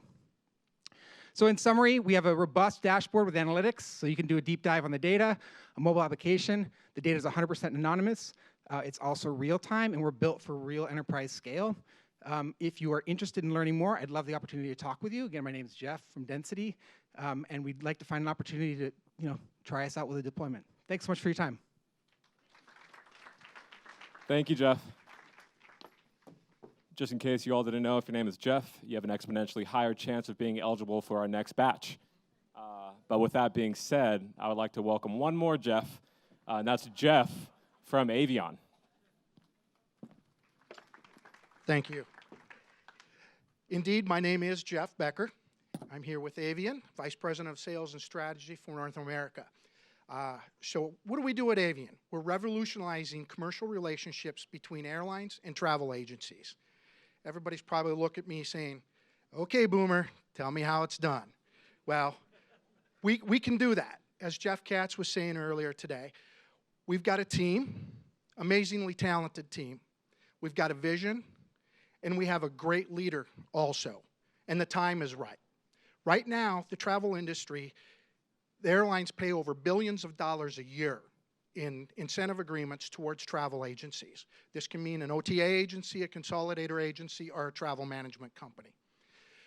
That looks like a nice linear process. Unfortunately, it's not. I've seen one single agreement that has taken over 9 months alone to negotiate and settle and become implemented. The process has many steps, but in essence, it's inefficient, it's time-consuming, and it is not proactive. And in today's marketplace, airlines and TMCs need to be proactive. Our first channel that we're chasing is the TMC, OTA, and consolidator channel. Right now, Most TMCs, OTAs, and consolidators are overwhelmed with manual paperwork and processes. The current tools that they have are weak and they're delayed in their reporting.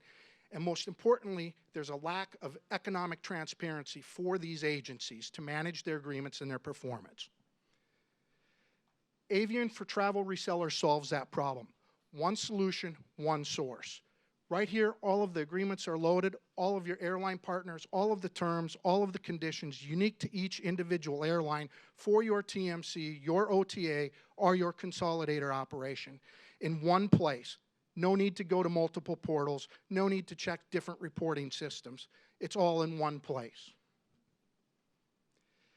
The second channel that we're chasing, airlines. Obviously a little slower moving because they, as we heard earlier today, are very methodical, very tried and true and tested. We believe that this gives them the ability to offer instant campaigns. It's easy to offer, easy to implement, and easy to manage incentive agreements through the Avian platform for any type of TMC. It's scalable and it's dynamic.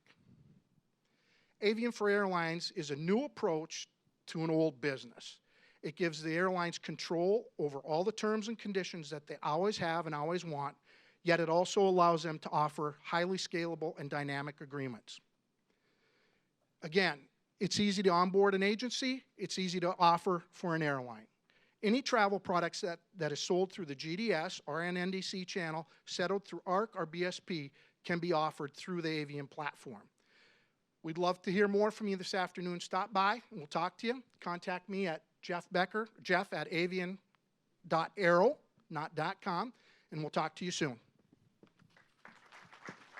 Thank you, Jeff. Up next, we will have Langston from Striver. Hello. So being at Plug and Play, I've really been around the building for the last couple months. And I've really appreciated the environment here because everyone's trying to get better. So you have startups looking to get better, serving customers. VCs are looking to improve their portfolios. And then you have the corporate partners looking to get better by leveraging startups and new tech. The challenge becomes when you're spending about $2,000 per employee on performance and culture, the tools aren't as innovative.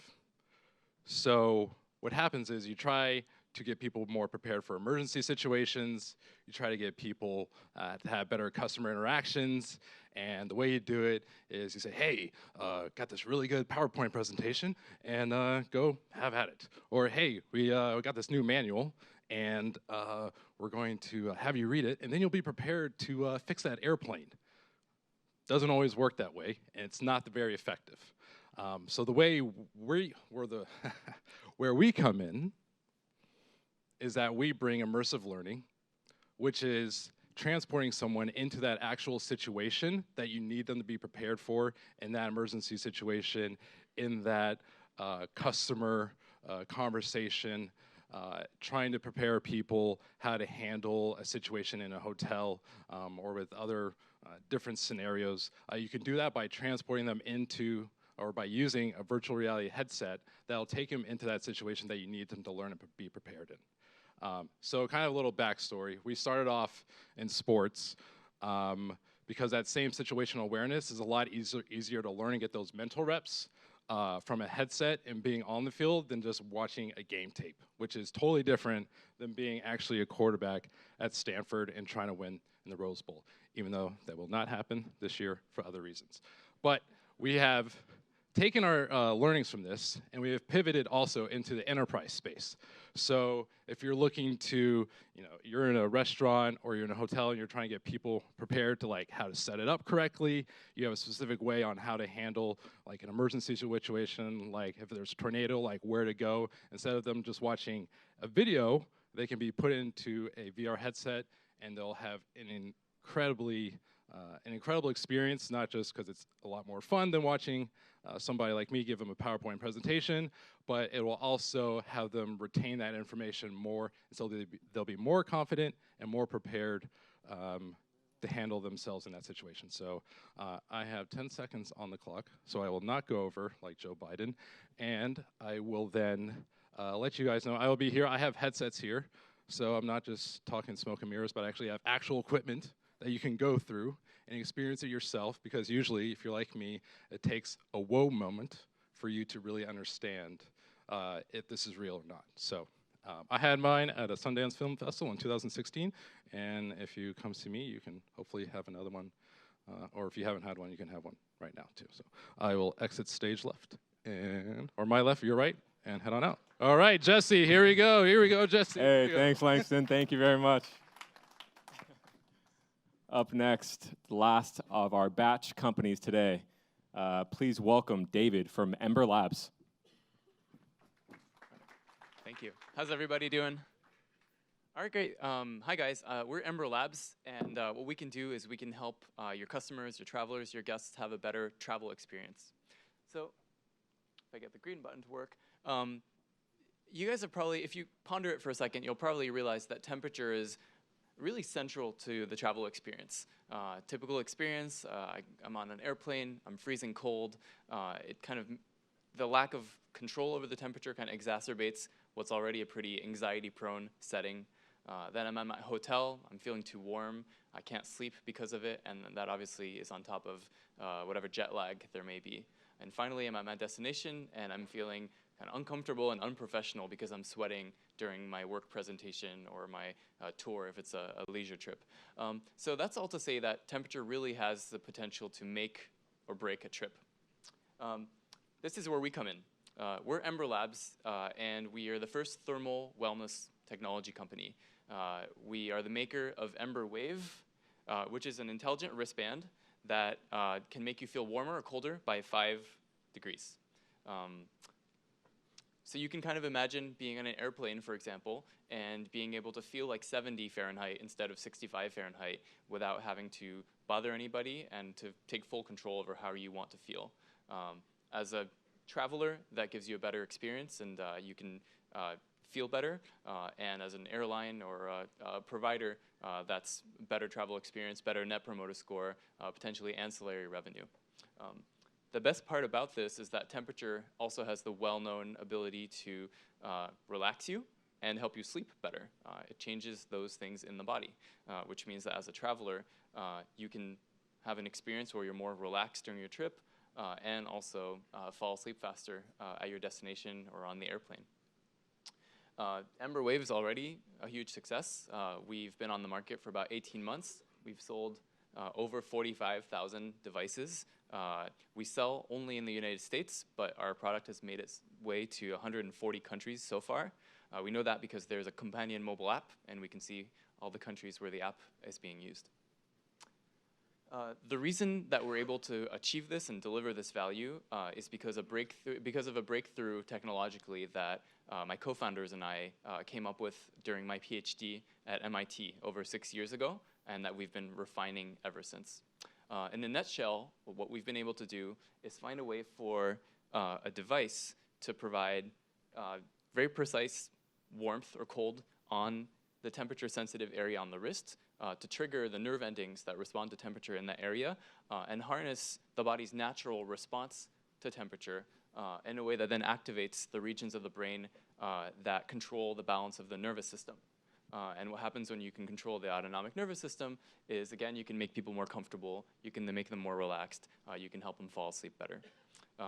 This is unique, and we've patented many different aspects of both the hardware and the control systems and the kind of digital and cloud layers of this, so that we're pretty much the only people who can achieve it. So we are backed by Bose and a number of other investors. We've partnered with Johnson & Johnson, and we're now really excited to bring this experience to the travel industry. So we're looking for leaders in the space who are interested in giving a better travel experience to their customers. So come find me afterwards. Thank you very much. Thank you, David. Great job, thank you. Okay, so that concludes the 18 startups for our Batch 8. So let's go ahead and give one more round of applause for all of our Batch 8 startups in our travel and hospitality practice. But we're not done yet. that's not all.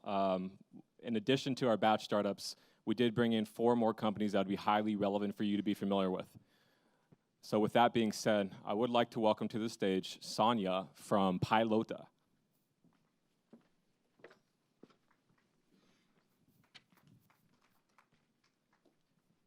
Hi everyone, my name is Sonia. I am from Pilota and we are here to solve flight disruptions. So imagine that it's Friday morning, you just had a long week of meetings and you finally arrived at the airport for your flight home.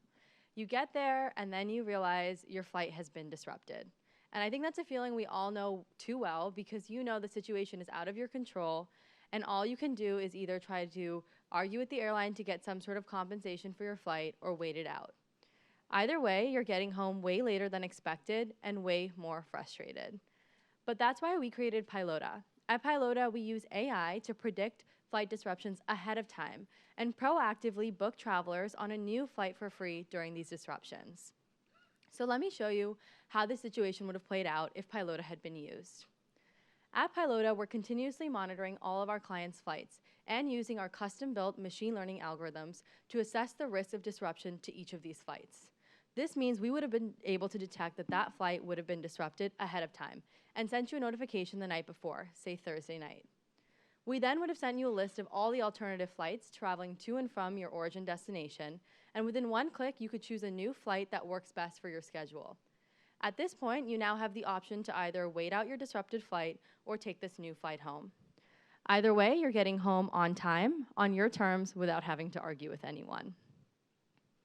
At this point, you're probably thinking, doesn't the airline already rebook me? Or maybe you're thinking of some of our competitors. Well, at Pilota, we're airline agnostic, which means that if you've originally booked a flight on an airline, we will rebook you on any other airline, while airlines typically try to keep you on their own airline. We're also, compared to our competitors, a proactive solution, which means we detect the disruptions ahead of time and mitigate the problem before it's occurred. So you don't have to wait out the disruption or wait the 4 hours to get a new flight. We help you avoid disruptions completely. At Pilota, we have 2 ways we make revenue. One is very similar to insurance. So to protect your flight, we charge a small fee up front. This is dynamically calculated and comes out to about $15 for a US domestic flight. We also sell our analytics and our AI engine for a monthly subscription. Currently, our target market is travel management companies, but we're also in early talks with airports and airlines about leveraging our technology for their internal operations. In the future, we plan to upsell to insurance and credit card companies and eventually go direct to consumer. Our company is very young. We've only been around for about a year, but we already have 2 customers using our product. We are part of the current batch of 500 startups, and we are part of the United Technologies Accelerator. This progress would not have been possible without the team behind Pilota. The 4 of us met at graduate school at Cornell Tech. Between us, we have experience leading technical teams at startups, technical teams at large companies like Amazon, founding our own startups. We even have a licensed pilot on our team and an IEEE published researcher. On our advisory board, we have the former CTO of Travelocity, Josh Hartman, and Dr. Kashish Arora. I'd love to share more about Pilota with you and see if we can work together to help your travelers avoid flight disruptions. So please come stop by our booth. Thank you. Thank you, Sonia. Up next, we will be having Simon from Yoti.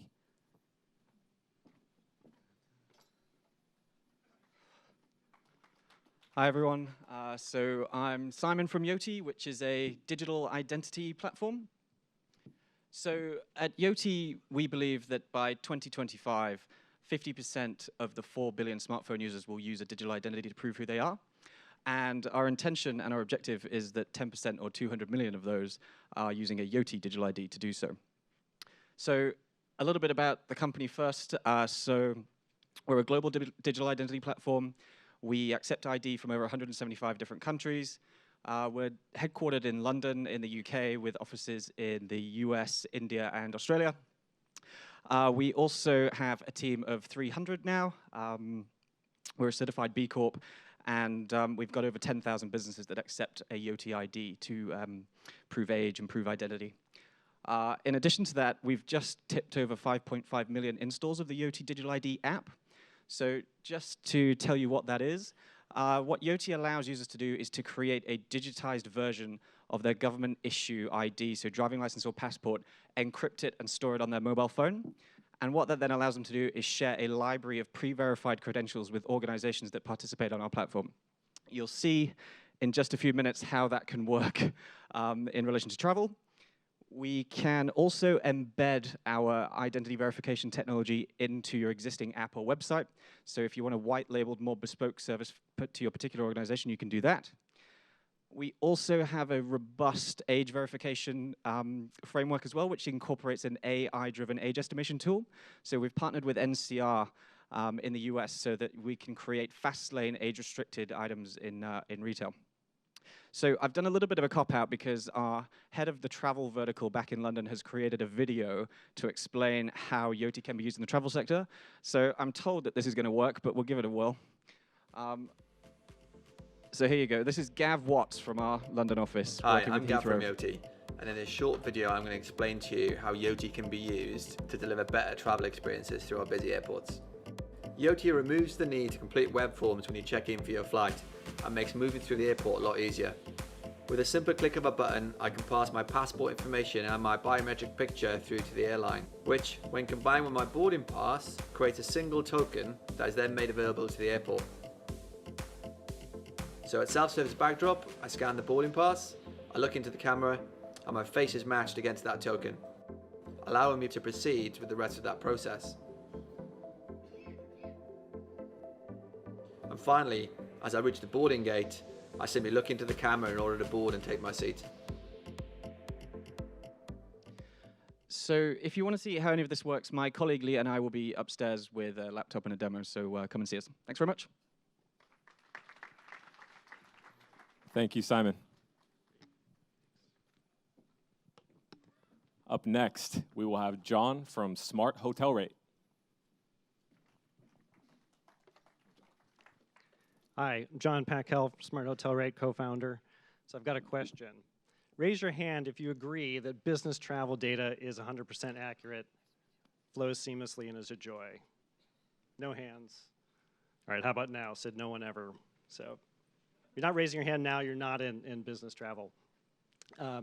So we're definitely not treating data as cash, as Jeff was saying in the keynote. I talk with veteran travel managers and consultants who say, if your business travel data is 80% accurate, you should be jumping for joy. And forget about it being easy to use. So at Smart Hotel Rate, we think that's bullshit. It's not acceptable, and we can prove it. So why are we starting with corporate negotiated hotel rates? So it's a big, hairy, audacious goal that is going to bring a lot of value both to corporations as well as hotels and the wider ecosystem.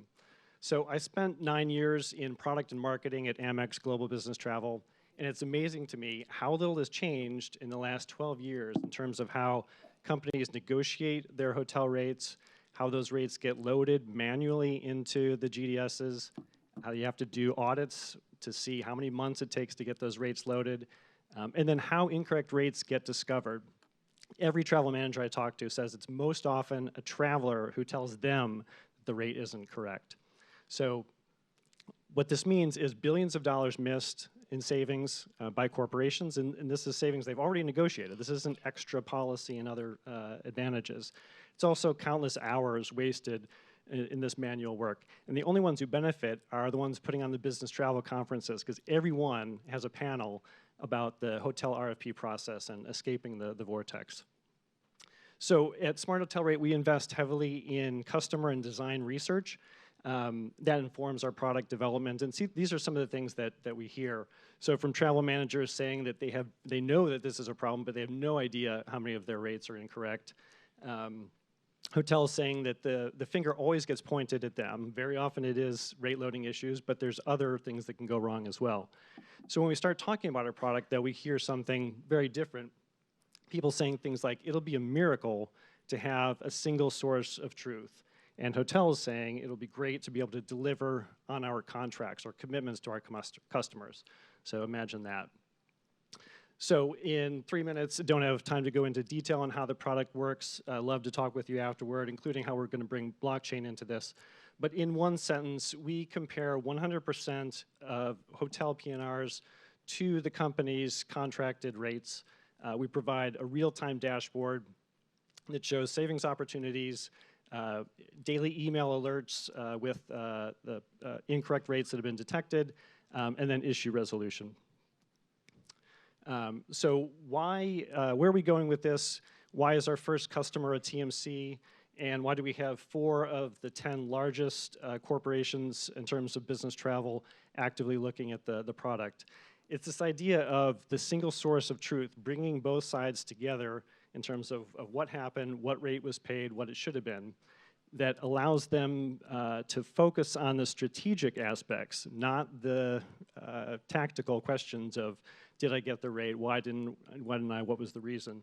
And the reason we're doing that is a foundation for next generation capabilities. This is where the blockchain will come in, creating opportunities that are not possible today with the current system. So I'll leave you with a couple of hero shots. We have our design lead, Nick, here, and our hotel lead, Matt, and we'd love to talk with you about your data and design challenges. Thank you. Hey, thank you, John. Last but not least, please welcome Dennis from Troop Travel.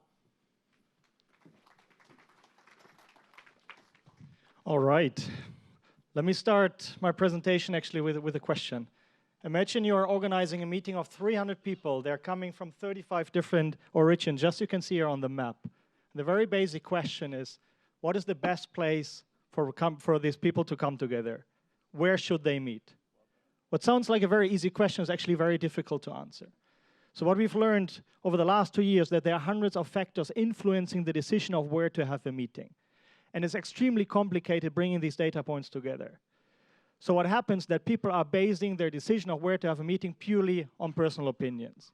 So we thought we can do this better, and we've built a big data analytics platform which aggregates thousands of data points, which helps you to take an informed decision of where to have a meeting.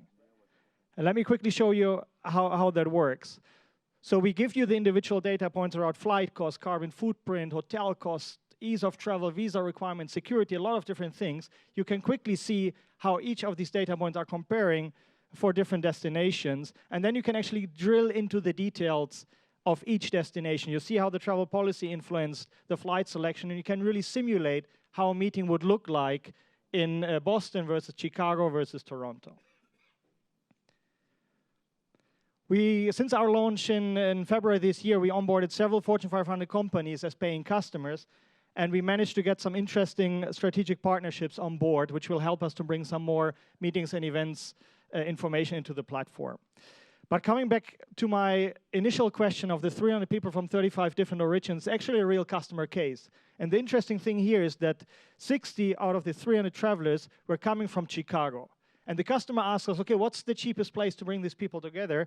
And we ran it through the platform, and we actually saw that they can save more than $70,000 by rather bringing everyone to Boston than to Chicago. And we thought that's surprising because more people would travel. So we looked at the details here, and we saw that on the flight cost, you can almost save $170,000 by flying 50 people more to Boston than to Chicago. And we thought, like, that doesn't make sense at all. So we looked at the reason for it. The reason is actually very straightforward. This company has a travel policy which says if a flight is longer than 6 hours, upgrade to business class. And in this case, apparently Boston was so well geographically located that only 29 people would be eligible to fly in business class, versus Chicago, 135 people would fly in business class. Now, this generates the saving potential, but as well, interestingly, even on the carbon footprint side, you would have saved here 190 tons, which is equivalent to the annual footprint of 47 people. So what we have seen, that our customers are continuously realizing savings of more than 40% on the overall cost by being flexible of where to meet. So if you want to learn more on how you can optimize your meetings and events planning around cost, time, carbon footprint, or you are interested about how we are doing as a company, please see me later at the demo table. Thank you so much. Thank you, Dennis. Okay, that concludes our startup presentations for the morning. So let's go ahead and give one more big round of applause for all the phenomenal companies we had here today. And, you know, beyond the phenomenal companies we saw, we do have phenomenal people behind the scenes. So with that being said, I would love to welcome to the stage my colleagues from the travel and hospitality practice, Leo and Michael, who will be announcing our corporate award winner. Thank you, Jesse. The moment we've all been waiting for. Well, first of all, good morning, good afternoon, everyone. Allow me to remind everyone one more time about the voting for the startups that were in our batch. And we will have an announcement within 5 minutes. So if you haven't voted already, please put your vote in, and we will make the announcement soon. The second reminder, I think one thing that really makes our ecosystem thrive year over year is the high level of engagements coming from all of these 30+ corporate partners sitting down there right in the middle. Without them, this ecosystem would not have existed. So thank you very much for the partnership. This actually makes the award much, much harder. Every year we have to pick 2 winners, one in summer, one in June, and it was never an easy experience. But with that, there is one particular anchor partner that has been exceptional all around. And they had their C-suite coming in over the last 6 months. Both their CEO, their CMO were here meeting with startups, participating in the accelerator program. Aside from that, out of the last 12 months, they were able to have more than 40 startups going through in-person deal flows, out of which they did 14 pilots. And within the last 6 months, 4 pilots, 50% conversion, meaning 2 startups ending up earning their business and working with them on a commercial rollout. I think I queued up enough excitement and mystery. So with that, Michael. The company that we're talking about is headquartered in Germany and is the largest leisure travel corporation in the world. Please join us in congratulating TUI Group for this year's Corporate Innovation Award.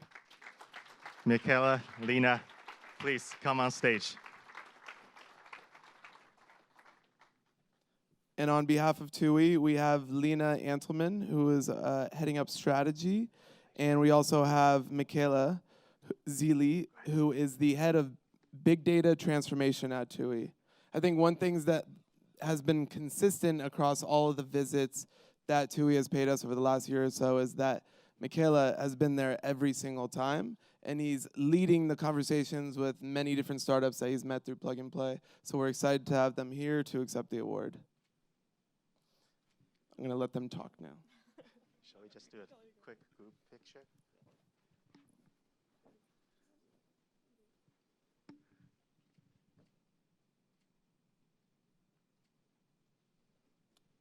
Thank you.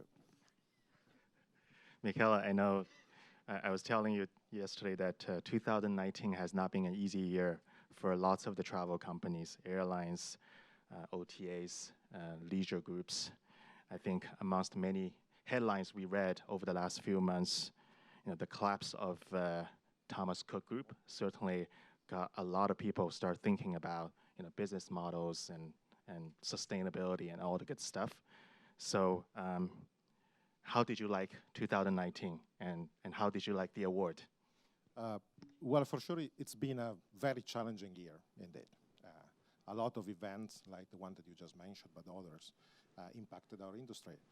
The point is for us and for TUI really, how do we prepare ourselves for the next challenges and all the changes that the future will bring inevitably. And therefore, in our transition or transformation journey to become a travel company with great technology, we really think that the partnership with Plug and Play will bring us an incredible amount of value, as it did this year.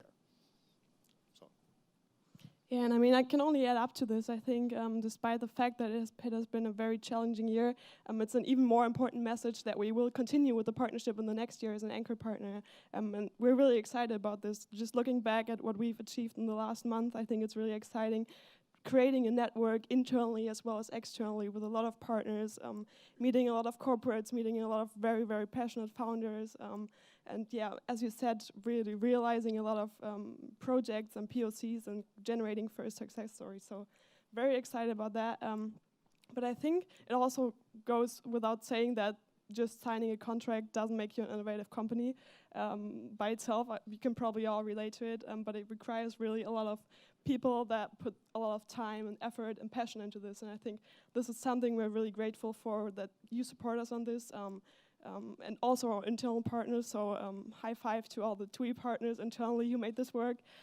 Really, really appreciate it. And I think we're really much looking forward to the next year to see what we can achieve and how we can, make the future of travel and shape the future of travel together. Thank you very much. Thank you, thank you. And I wanted to give a big shout out to your team, the strategy group as well. Unfortunately, Mersha is not able to make it to our event today, but he himself— He's listening. He's on the stream right now in Spain. as TUI's head of group strategy, has certainly played a very critical role in all of that. So thank you again, TUI, and thank you to all of our corporate partners down there as well for everything and anything you've done for this ecosystem. Thank you very much. Thank you. Thank you. Appreciate it. With that, let me introduce Angela as the next person to give the award over to the other side of the ecosystem that is equally important, if not more important, the startups. So,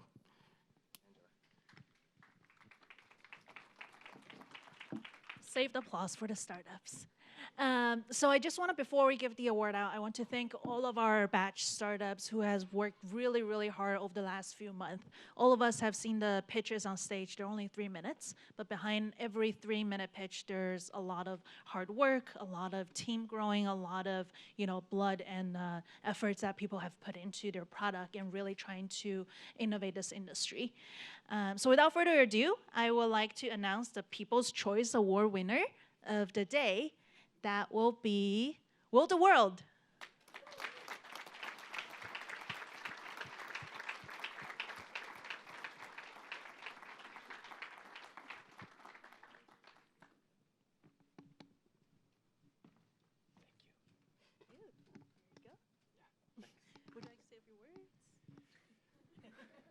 Thanks for voting for us. Again, I think that this is just something that we are very passionate about, and this is something that all of you as part of the travel industry will face at some point.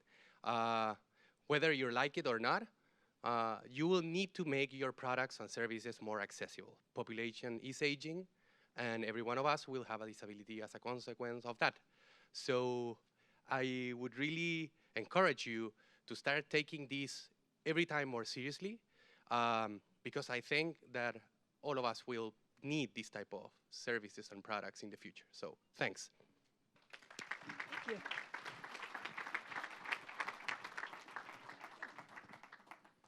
All right, I think that brings us to the conclusion, at least for the morning section, for travel and hospitality. On behalf of the entire Plug and Play family, I want to thank the startups who flew from all around the world here. Thank our corporate partners, obviously, many of them have flown from all around the world. You guys make the ecosystem go around. I do want to be selfish and thank the Plug and Play team on the travel side, as well as our marketing team, the ladies you see running around and taking pictures. They capture everything that happens here. But let me ask the Plug and Play travel team to take this stage and take a bow. I don't think today would have happened without the individual contribution of everybody over the past 6 months. Don't be shy, come on up. The Vienna team, Singapore team.